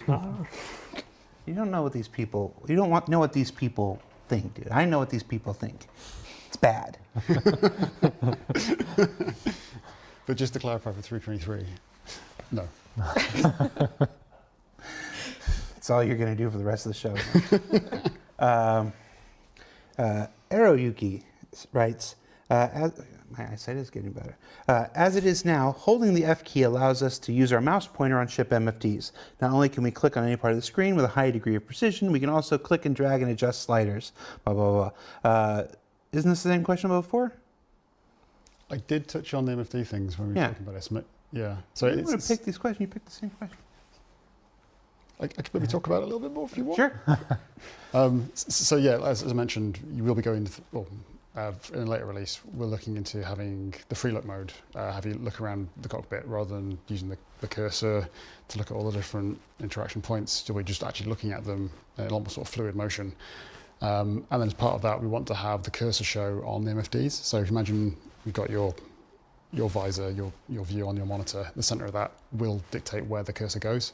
And it's just as accurate as when you're using it in interaction mode right now, if not a bit better, because you're focused on it always.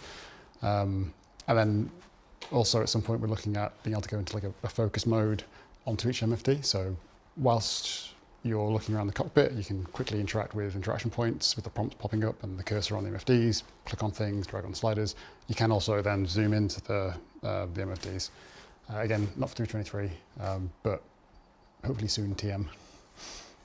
Yeah, I kind of expected the MFDs weren't coming. 98531 says, in the chat here, says, how much is speed a factor in EVA transition to gravity? If you're going to face, are you more likely to face plant? So there is like a reaction time you get when you're coming into, again, this isn't 323 because we're not attaching, but when you come into attach to a surface, part of what informs you that's going to happen is, at the moment at least, your hands rise up. But we haven't done it based on distance, we've done it based on time to hit. So if you're coming in really fast, the amount of time you get to press the input in response to that to attach is roughly the same as if you're coming in really slow. So yes, it does have an impact, but we're trying to mitigate it by having more time to react. So if you press the button at the right time, you'll attach. And then the manner in which you attach, what we want at least, is that different animation plays. So you might actually lose control for a little bit longer than you would, because the animation you're playing is really selling the fact that you've just impacted the surface. Versus if you're going slower, you'll get control back a lot faster, and the animation will be a lot shorter. Because there are going to be people. There are people that jump into something really fast and get up to 36 milliseconds and then throw themselves out of the ship at the waiting hangar of an A1 to see just how hard they can hit the deck of the A1 and whatnot. Not even grabbing, just to see it, just to test that transition after we were talking about. That's what I'm talking about. Kennedy. Let us fly at 50 meters per second human missiles through space. Your Idris can't take it. At 36 milliseconds, flying through space. They die. It's the deck of an A1. Instant death. Instant death? I'd imagine so. Quite possibly. We're gonna break your naked. Yeah. I've seen people jump out of ships and fall down through orbit and land on the ground and bounce. That's going to kill them? Lucky, yeah. But no. But again, that's the systemic stuff, right? Like our fall damage is based on, I think, velocity rather than your falling. So if you're hitting something really quick in space, that's the same as falling really quick somewhere else. So there is a good chance you'll kill yourself. Karga says that is exactly all capitals what I am thinking. I'm on year 10, people. I know all you reprobates. Because they're me. It's true. Let's see. What else do we got? Pro Hydro says, can you still zoom while in EVA and EVA? I like when he's holding F in the current and scrolling in the current system. Yes.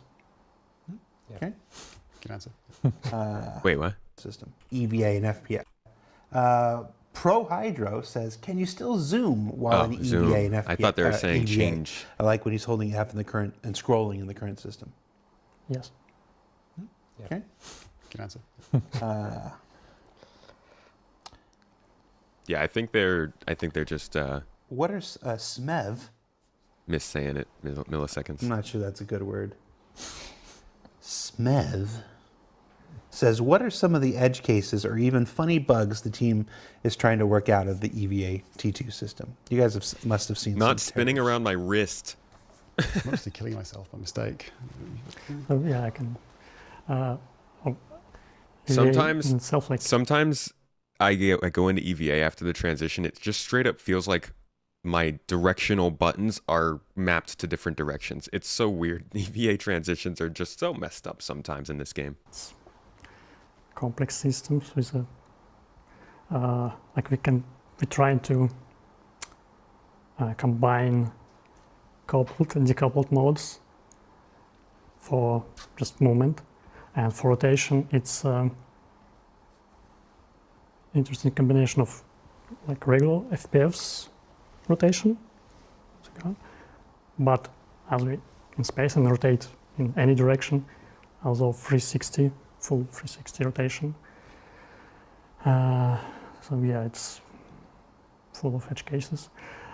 About saying what fun bugs we have, not too much, except you've explained most of the time, at least in old EVA. I love hearing that. Not too many bugs.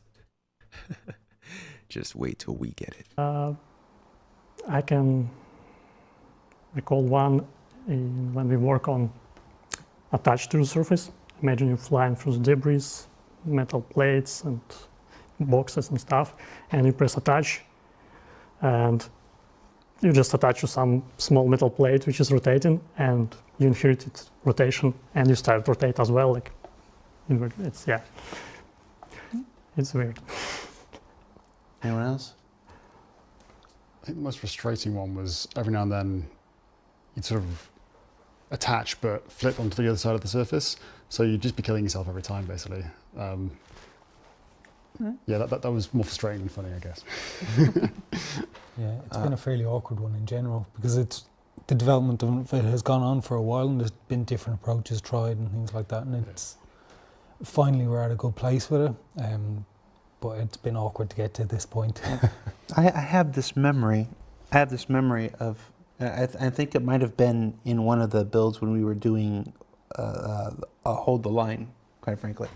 But when the EVA guy was rotating, the hands weren't. So he was turning into Mr. Fantastic, where the arms were just getting longer and longer and rotating around him as he was going. And They had a glitch like that way back pre 3.0 when they were testing something, and I think there was a player in either a Freelancer or a Cutlass Black, and something happened. This was footage from CIG themselves. Something happened where the players' limbs just kept stretching, and like before long, their limbs were just like bouncing off the walls, but there were just super long limbs sticking in each direction like a giant pasta monster. It's beautiful. Peak Star Citizen. that's what I picture. I wish I had that footage because I'd show it to my enemies. But that's all right. It's in the game right now. Crown 8 asks in the chat, have you discovered anything during the development of EVA that has solved problems elsewhere or created new ones or new ideas? Well, I'll do new ideas or new problems. Has it helped out AI or any of the other missions or anything like that? Has there been any other benefits that other people have told you? I think prone is the biggest one, right? Yeah, Yeah. because it's all shared. Like, I'm speaking from a layman's point of view, but like animations, I know like Jens Heinrich, animator on the feature, he's found that working for one really helps out the other, and like problems of how to blend various different animations based on a 360 rotation. It's very similar problems, so it's definitely helped out in that respect. Yeah, both have the prone pose and keep your camera in place while you're rotating, things like that. So it's a very similar approach between the two features. And it's probably saved a bit of time. I mean, I have to imagine level design is probably happy because they can make passageways that are much smaller and don't have to accommodate the standing tall EVA person going Absolutely, yeah. Yeah, I mean, I think our smallest metric that we adhere to is crouch. So we didn't really have any prone environments, but crouch environments would just be impossible in EVA effectively without, lots of pain and suffering. So yeah, absolutely. And moving forward, when we start to eventually have ships turning the gravity off and that kind of thing, that could have led to all sorts of horrors. But now, this transition should be pretty seamless and feel good. So. Visor with a 7 in the middle somehow in the chat says, please talk about exiting ship in Atmo. Is there any new, does EVA affect you in Atmo? Is there a new or more interesting falling animation when you're going to die? Or not in 323. It's not really basically. Yeah, it's extravehicular and it's an activity. Jumping out of your ship to your death is an extravehicular activity. Maybe not one you want to embrace, but. Yeah, I mean, it's good to have some like gliding or something, but we don't have it, at least for now. I would just like a more noticeable "I'm going to die" animation. Just like flailing, trying to stop yourself, and then eventually, you just kind of resign yourself and just like lean into it. And there's a whole world we could do with people jumping out of planes. We back in, gosh, it was Gamescom 2016, whatever. During those Gamescom 2016 live streams, we invented the Drake interplanetary suborbital jump and release, where it was the very first planet we were playing. The first thing we did was we went up to the top of Atmo and jumped out, and then tried to have somebody fly down below in a cutlass with the door open. I remember and try that. to catch us before we hit the ground. I remember that. Atmospheric cutlass catch or something. There's a few of them. I remember this one is in the Freelancer. Oh man, I'm not gonna be able to find this. I remember seeing it though. That was very cool. We blew up a lot of cutlasses there. But let's see, what else? What other questions? We only have a few more minutes, guys. Edmund, nope, it was going too fast. Edmund, oh man, I'm not going to try it. It ends with Loco. Ed Loco, I'm just going to call you Ed Loco. Will we be able to EVA inside our own ships with probably after when the gravity is being able to turn it off? Yeah. Absolutely, yeah. Yeah, that's the intent. And again, going back to post 323. That's true. AAK did catch me in his own cutlass. The sort of the ecosystem of how you traverse in 0G. EVA, yes. We've got a system that is actually going out in 323 where we tag up rooms of different sizes. So if you're in quite a small confined space, you don't sort of move forward and then start dinging off the walls. It reduces your max speed. So yeah, absolutely. And the intent is that we'll have this suite of traversal options where you can use your thrusters. If you have EVA thrusters, you can use your tractor beam to move yourself around, attach to surfaces, again, not in 323, move around, launch yourself off them, and then there's also another feature called for handholds where you can grab onto stuff, again, not 323, and you can jump between those, or, there's supposed to be a whole suite of options inside as well as out. David, switch to Chris's camera, but turn the bug off in the corner real quick. Yeah. Chris, look right at your camera, like this. And this is so you can get a clean meme image that says not in 323. There you go. For all you can make yourself a clean meme image. All right, you can go back to normal. Phoenix Rising in the chat asked a question I'm going to answer. Will Saddleball be the end goal for EVA? No. God, they're not going to do it. I've answered this. I feel like I've answered this at least once a year, every year since 2016. the entire idea of Saddle Ball, outside of the lore and everything, as far as developing it, was as a test bed, as an Arena Commander mode, as a test bed to begin the development and testing of EVA mechanics way back in 2015, because we didn't have the PU.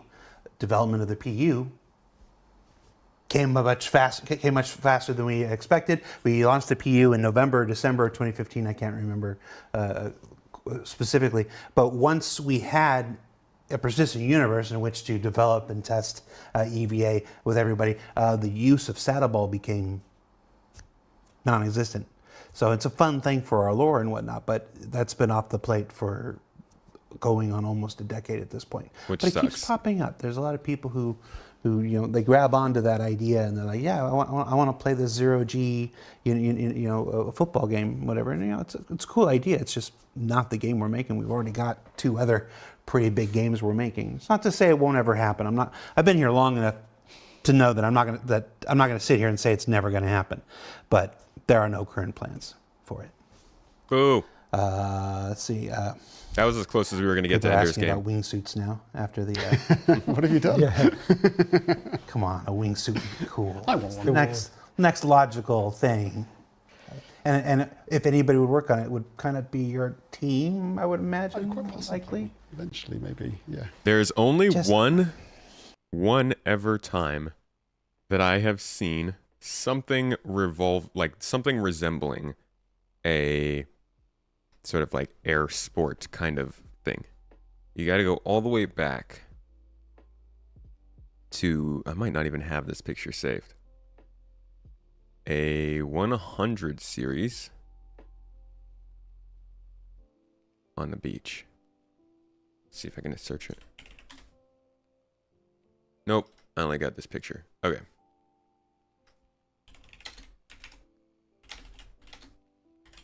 Satyr Citizen. Can't spell today. One of these pictures shows like a little parachute style, little glider thing. Here we go. This is the only time I've ever seen them show anything like that. That's not to say it will actually be a real thing, but we do have these other 2 vehicles in game. This would be fun. It'd be cool if it was for regular planets. But I feel like if they're going to put time into something that would keep you from falling quickly, it would be something that was gravity agnostic and not like you had to have a thick gravity for it to work. So, or not gravity, atmospheric pressure. So, I don't think they'll do parachutes. I think they'll do jetpacks of some sort for that kind of thing. This kind of stuff, though, I don't know if they'll ever do.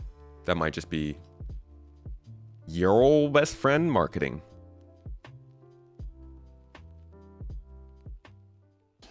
All right, we're off the reservation here. Parachutes.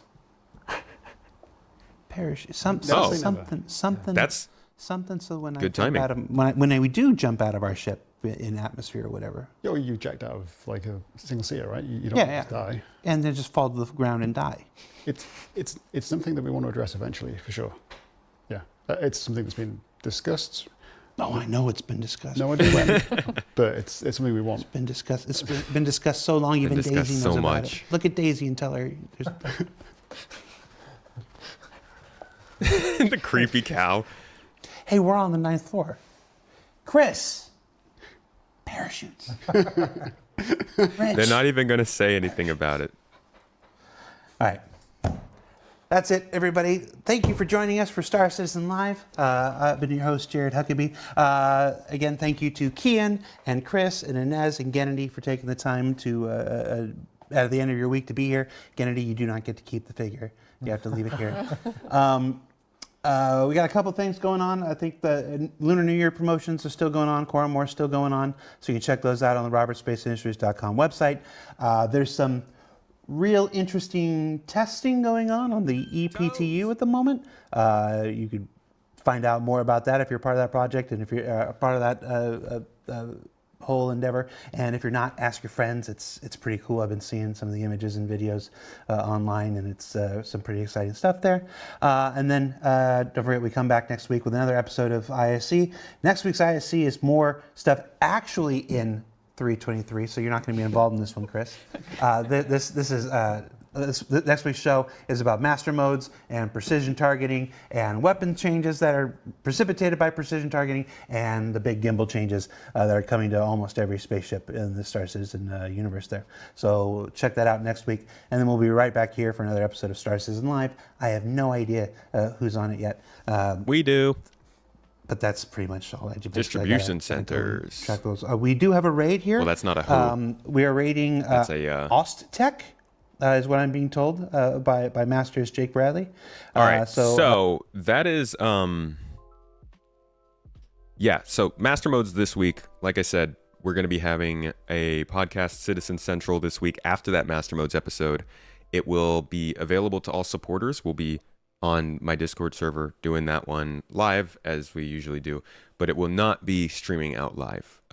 It will be available to everybody else later on, a few days later. So Master Mode's big thing, big change coming to 323. I'm surprised that they're bringing it to all vehicles. That was man, I'm sorry guys, my neck is killing me. I am surprised that's coming to 323. With all vehicles. It seems like a really hefty addition, but we'll be doing more of that on this stream. I'm going to be testing that out a little bit more because I just haven't had much experience with it. And we will be I'll be having a podcast, like I said, Citizen Central, be bringing a few different people on with their own content surrounding that subject. Launch sequence is going to be about distribution centers though, so you'll see a video about distribution centers as well as the launch sequence podcast will be about it. Because Star Citizen Live should have some interesting stuff on it this week. What'd you guys think?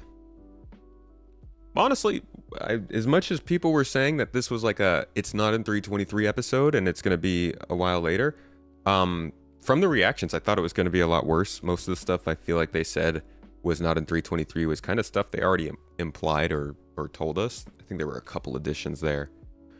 They didn't say the physical interaction system was going to be in 323, but from this, you could kind of tell that from the examples they were showing us, it's not going to be in 323. Same thing goes for stuff like this. When they showed, when they showed like the crawling on ships,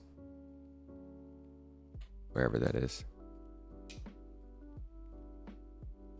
That was one I showed. I think for some reason this is I think this might be yeah, see, it doesn't say for 323 in these clips.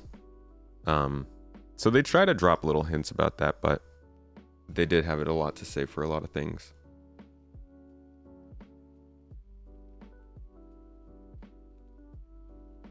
Star Citizen Live going to be triggering this week. Why is that? Not looking forward to hearing about distribution centers glory. They're an interesting topic. I actually asked a question on Spectrum. Missed the reaction, you'll watch on YouTube, but you think they did a good job setting expectations for 323 or for the Star Citizen Live. Good to see you, by the way, Gumbo. How are you doing, buddy? So if you come in here, you could see questions for distribution centers. Most of them are rightfully about, the combinations of players in different areas. People are asking about, mixing PvE and PvP quite a bit. Non-combat oriented players in the same places as combat. A lot of these questions are just about that. And I think they probably could have anticipated that and answered it a little bit more clearly in the ISC. But now they get a chance to sit down and have a conversation about it and tell us a lot more. I have a question around here somewhere. I don't remember where it is, but we talked about it on the stream one time. It's all the way down here.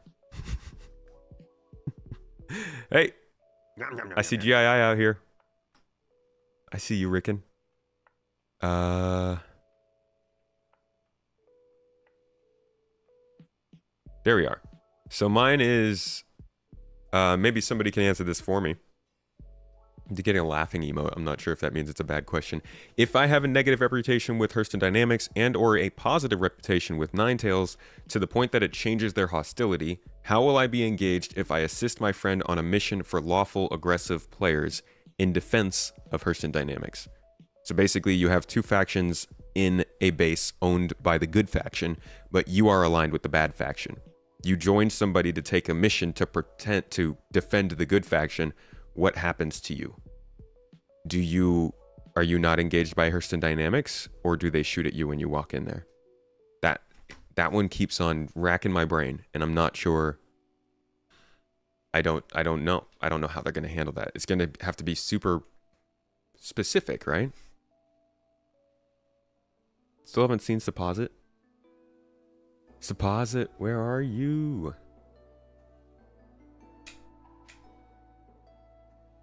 Oof. Hope the answer to that was wide-reaching implications beyond DC's. Yeah, it's a reputation question. It's like, sounds like being a purple invader in Dark Souls 3. How does that work? Maybe your group rep has a value averaged out from the players. But what if you don't join on somebody's mission until after they accept it? So the mission is accepted for that guy's rep, but then you join on and change the rep. Because you can share a mission with anybody. How is it going to work sharing missions with people with really bad reputation? Immediate mission failure? Does Hurston Dynamics learn that they were signed on to the mission and say, nah, we don't like that person. You're off the job. That'd be a traitor or mole gameplay. Get your party member as a mole into Hurston Dynamics, who facilitates your break-in. You help who you want and have to fight everything. HD should shoot at you, but not your friend. Right, so then you would be on a mission with your friend where your friend is shooting Ninetales and you're shooting Hurston Dynamics. So then, is that, like, how far does the simulation go? If you get a crime stat, the mission automatically gets canceled. But we're moving beyond crime stats in the next patch. Because hostility is going to change based on your own specific reputation. Guards shouldn't be able to tell someone shared a mission with you, so I hope your rep doesn't get impacted until you actually take an action. Maybe, but there also could be like Spectrum itself could have a system in the lore where when you share a mission with somebody, they automatically get that notification gets sent to your contract manager. That'd be pretty, you know, if you were hiring a mercenary, you probably want to know who's on their mission.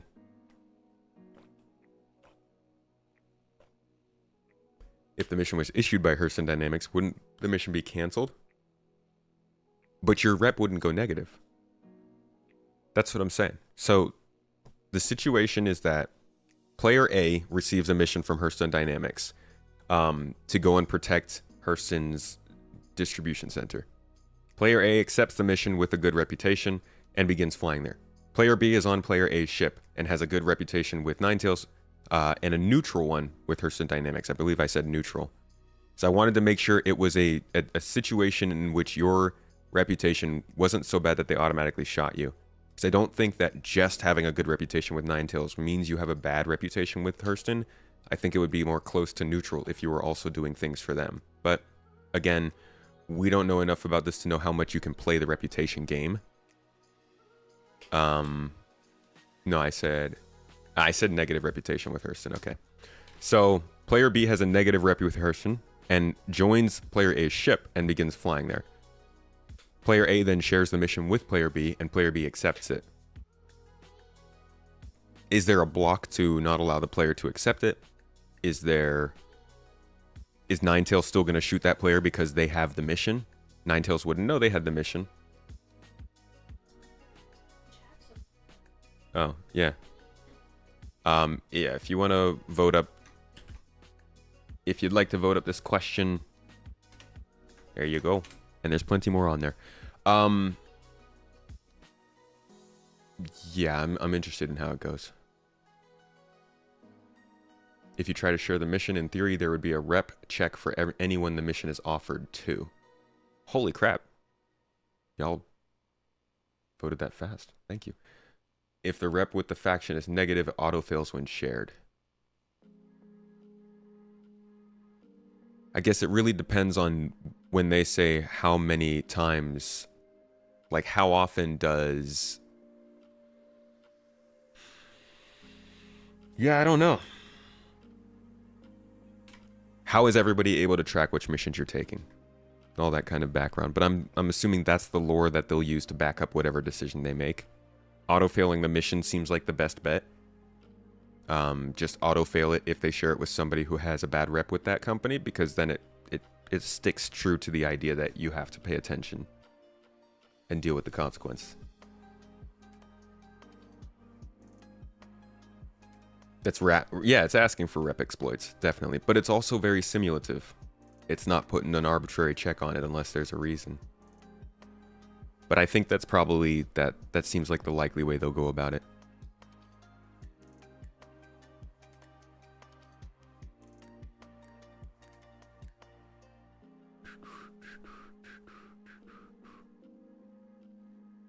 Hostility should persist. Yeah, I agree so. If you have a rep mission with another player with bad rep, then it automatically fails. My example for this was always, you go to Terra and you try to get a mission from that Tavaran senator, but you spent all your last few months fighting for Xenothreat in Stanton. Has to be a way for redemption. It should take longer, but you should still have the option to regain negative rep. Yeah, there will be ways for redemption. It'll be interesting to see how they give you that option, though. How they present that. How will rep stop players from being bad if they have an alt account? It won't. I have an alt account, so I can be bad. That's the thing. And I mean, you're going to have to play on your alt account or not on your alt account, but your alt account will, have that bad rep, so. One guy allowed to walk in Korea can give a mission to a criminal player to do the same.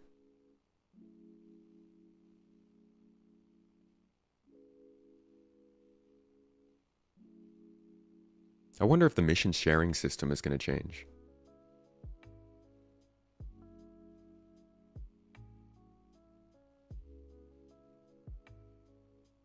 There's also the idea that you might get a mission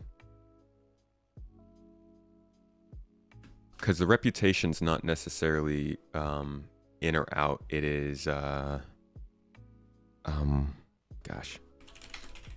It's based across all the different companies, so you can have good reputation with multiple groups. Keep people interested in the game in a lot, or flying in a way that a person doesn't really think that you're flying in a cool way, essentially. It's very open-ended. One of the things that we're really looking forward to is giving flavor to organizations by essentially playing with what they like and don't like. So there might be an organization that really likes it when you go around PvPing and killing other players. There might be organizations that frown on that a little bit. There might be organizations that really, really like it when you do piracy or smuggling or illegal acts, and there might also be some that aren't so okay with that. And that feel is going to allow us to bring a lot of the lore that up until now has existed on a website into the game so that you guys can actually experience it and get to know these people in the universe. And by doing that, so I like the idea that it's not just a bad or good scale. It's kind of a bunch of different scales that'll react to each other based on who's friends with who. Like Miles Eckhart and Constantine Hurston probably don't love each other, but I imagine they're willing to work together. Or Clovis Darnley, whereas like Tisha Pacheco and Miles Eckhart are probably not best of friends, but you can still have good reputation with both of them. Well, this is just an example, but you get what I mean. Interested in the game in a long-term sense, giving them goals that they can keep on setting out.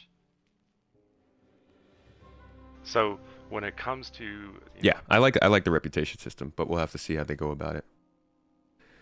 Admitted an alt account griefer. Maybe even UEC to gain a bit of rep when you get negative with a faction. Yeah, a little bit of pay. Are you active on Discord? Who? All?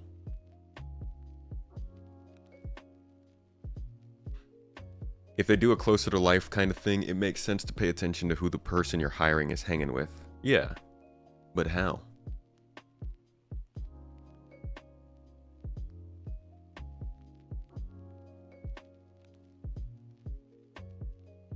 should be a natural ganker. That would make sense. What about neutral though? Are you able to invite friends with no rep along? Yeah, rep checks. I guess there'll have to be a rep check for each mission or something. I'm active on Discord.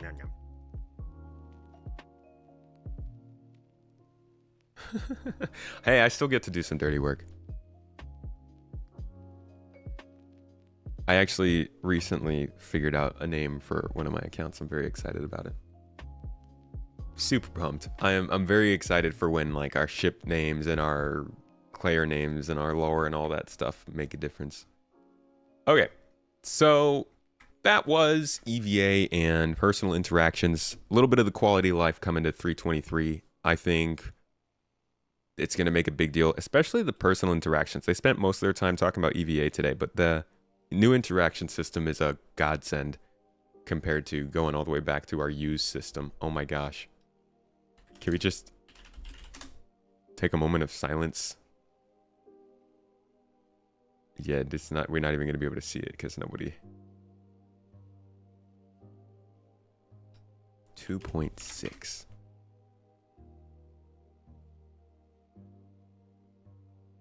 I'm not even worth it. But I'm just glad that that is updating. That's a big one. So thank you all for joining me. I hope you got something out of this deep dive. As this was supposed to be Monday stream, usually Wednesdays I'm getting into a little more gameplay. So we'll be back to that probably next week. If there's a Wednesday stream, we're doing some travel over the weekend. We're heading back to Turkey, my friends. Yeah. Back to the prayer. Yes. And the Nerf gun. The sea. The food, the prayer, The Nerf gun. and the Nerf gun, my friend. Oh, my favorite. So, yeah, we're heading back to Turkey. So next week will be a little bit turbulent. We'll have to see how quickly we can get everything set up. As you all know, the house got hit by a storm and was slightly flooded back in December. So we are kind of headed back to just, we don't really know entirely what. Might be a few days of recovering from that. I'm probably going to have to buy a couple new keyboard and mice, a couple monitors.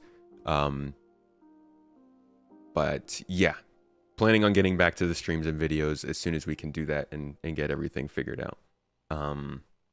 But besides that, we got a couple videos coming out before then. So still get the good old tomato content. We got a couple podcasts and all that jazz. Sell your laptop? No. Nobody was interested. Nobody wants my laptop, which, you know, so I guess I'll just take it with me. It'll be a paperweight for me now. I mean, it's still very useful. I'll use it, I guess, to play games and write and stuff. But no, people don't seem super bullish on used laptops. Thanks for the safe travels. Thank you, Abdi. It's good, man. We will be moved out of that house, fingers crossed, in a few months and be able to be in a place that is much more set for us to live long term, as opposed to we've been just bouncing around for the last 5 years. Going to Turkey in July, feeling the heat already? Ooh, where you headed? Where you going? Hey, Game Crouton just continued the sub. Thank you, my friend.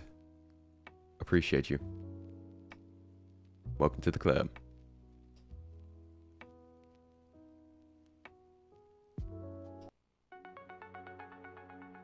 Nah, I like this one better. Going to Bodrum. Ooh, very nice. Good choice. Yeah, that's Mrs. Tomato's neck of the woods. Is your place a rental? Right now, yes, it is a rental. Moving into an owned place, though. It'll be a place that we can throw paint on the walls as we please. I guess you can do that in a rental. What am I looking forward to most in 323? The new star map. Classic. Yeah, it's got to be the star map. I don't even think I'm allowed to not say the star map with how much of a buzz I've made about it. But yeah, I'm very excited for the star map. I'm also very interested in the interaction system. And the cargo changes, the freight elevators, that's big. Those are all just really big changes that affect a lot of people. So looking forward to it. Looking forward to the update overall. I'll have my preview video coming out about it by the end of this week, so keep an eye out for that, folks. But besides that, I will also be doing more previews as we get closer, covering it on stream probably. So, yeah. What are your thoughts on having a hand glove tractor beam instead of a multi-tool? Hand glove would be cool, but then you'd have to, like, you couldn't trade that with somebody in space, right? You'd have to basically be draining your EVA to take it off and give it to somebody. Stoked for freight elevators when vehicles are added. Oh, Echo. You could stick to the star map and traversal. That's cool. That's a good thing to be excited about. I feel you. You need to load up the stuff where you buy it. With the freight elevators, it's going to be a change for sure. All right, y'all. Oi. Y'all have a good day. Go have some good fun. Eat something yummy. Tell somebody hi and enjoy yourselves a little bit. We're going to get some big news probably tomorrow for Star Citizen. And yeah, things are looking cool. Big hype. I'll see y'all later. Have a good one. And stay smooth. Stay juicy. Tomats. Toes.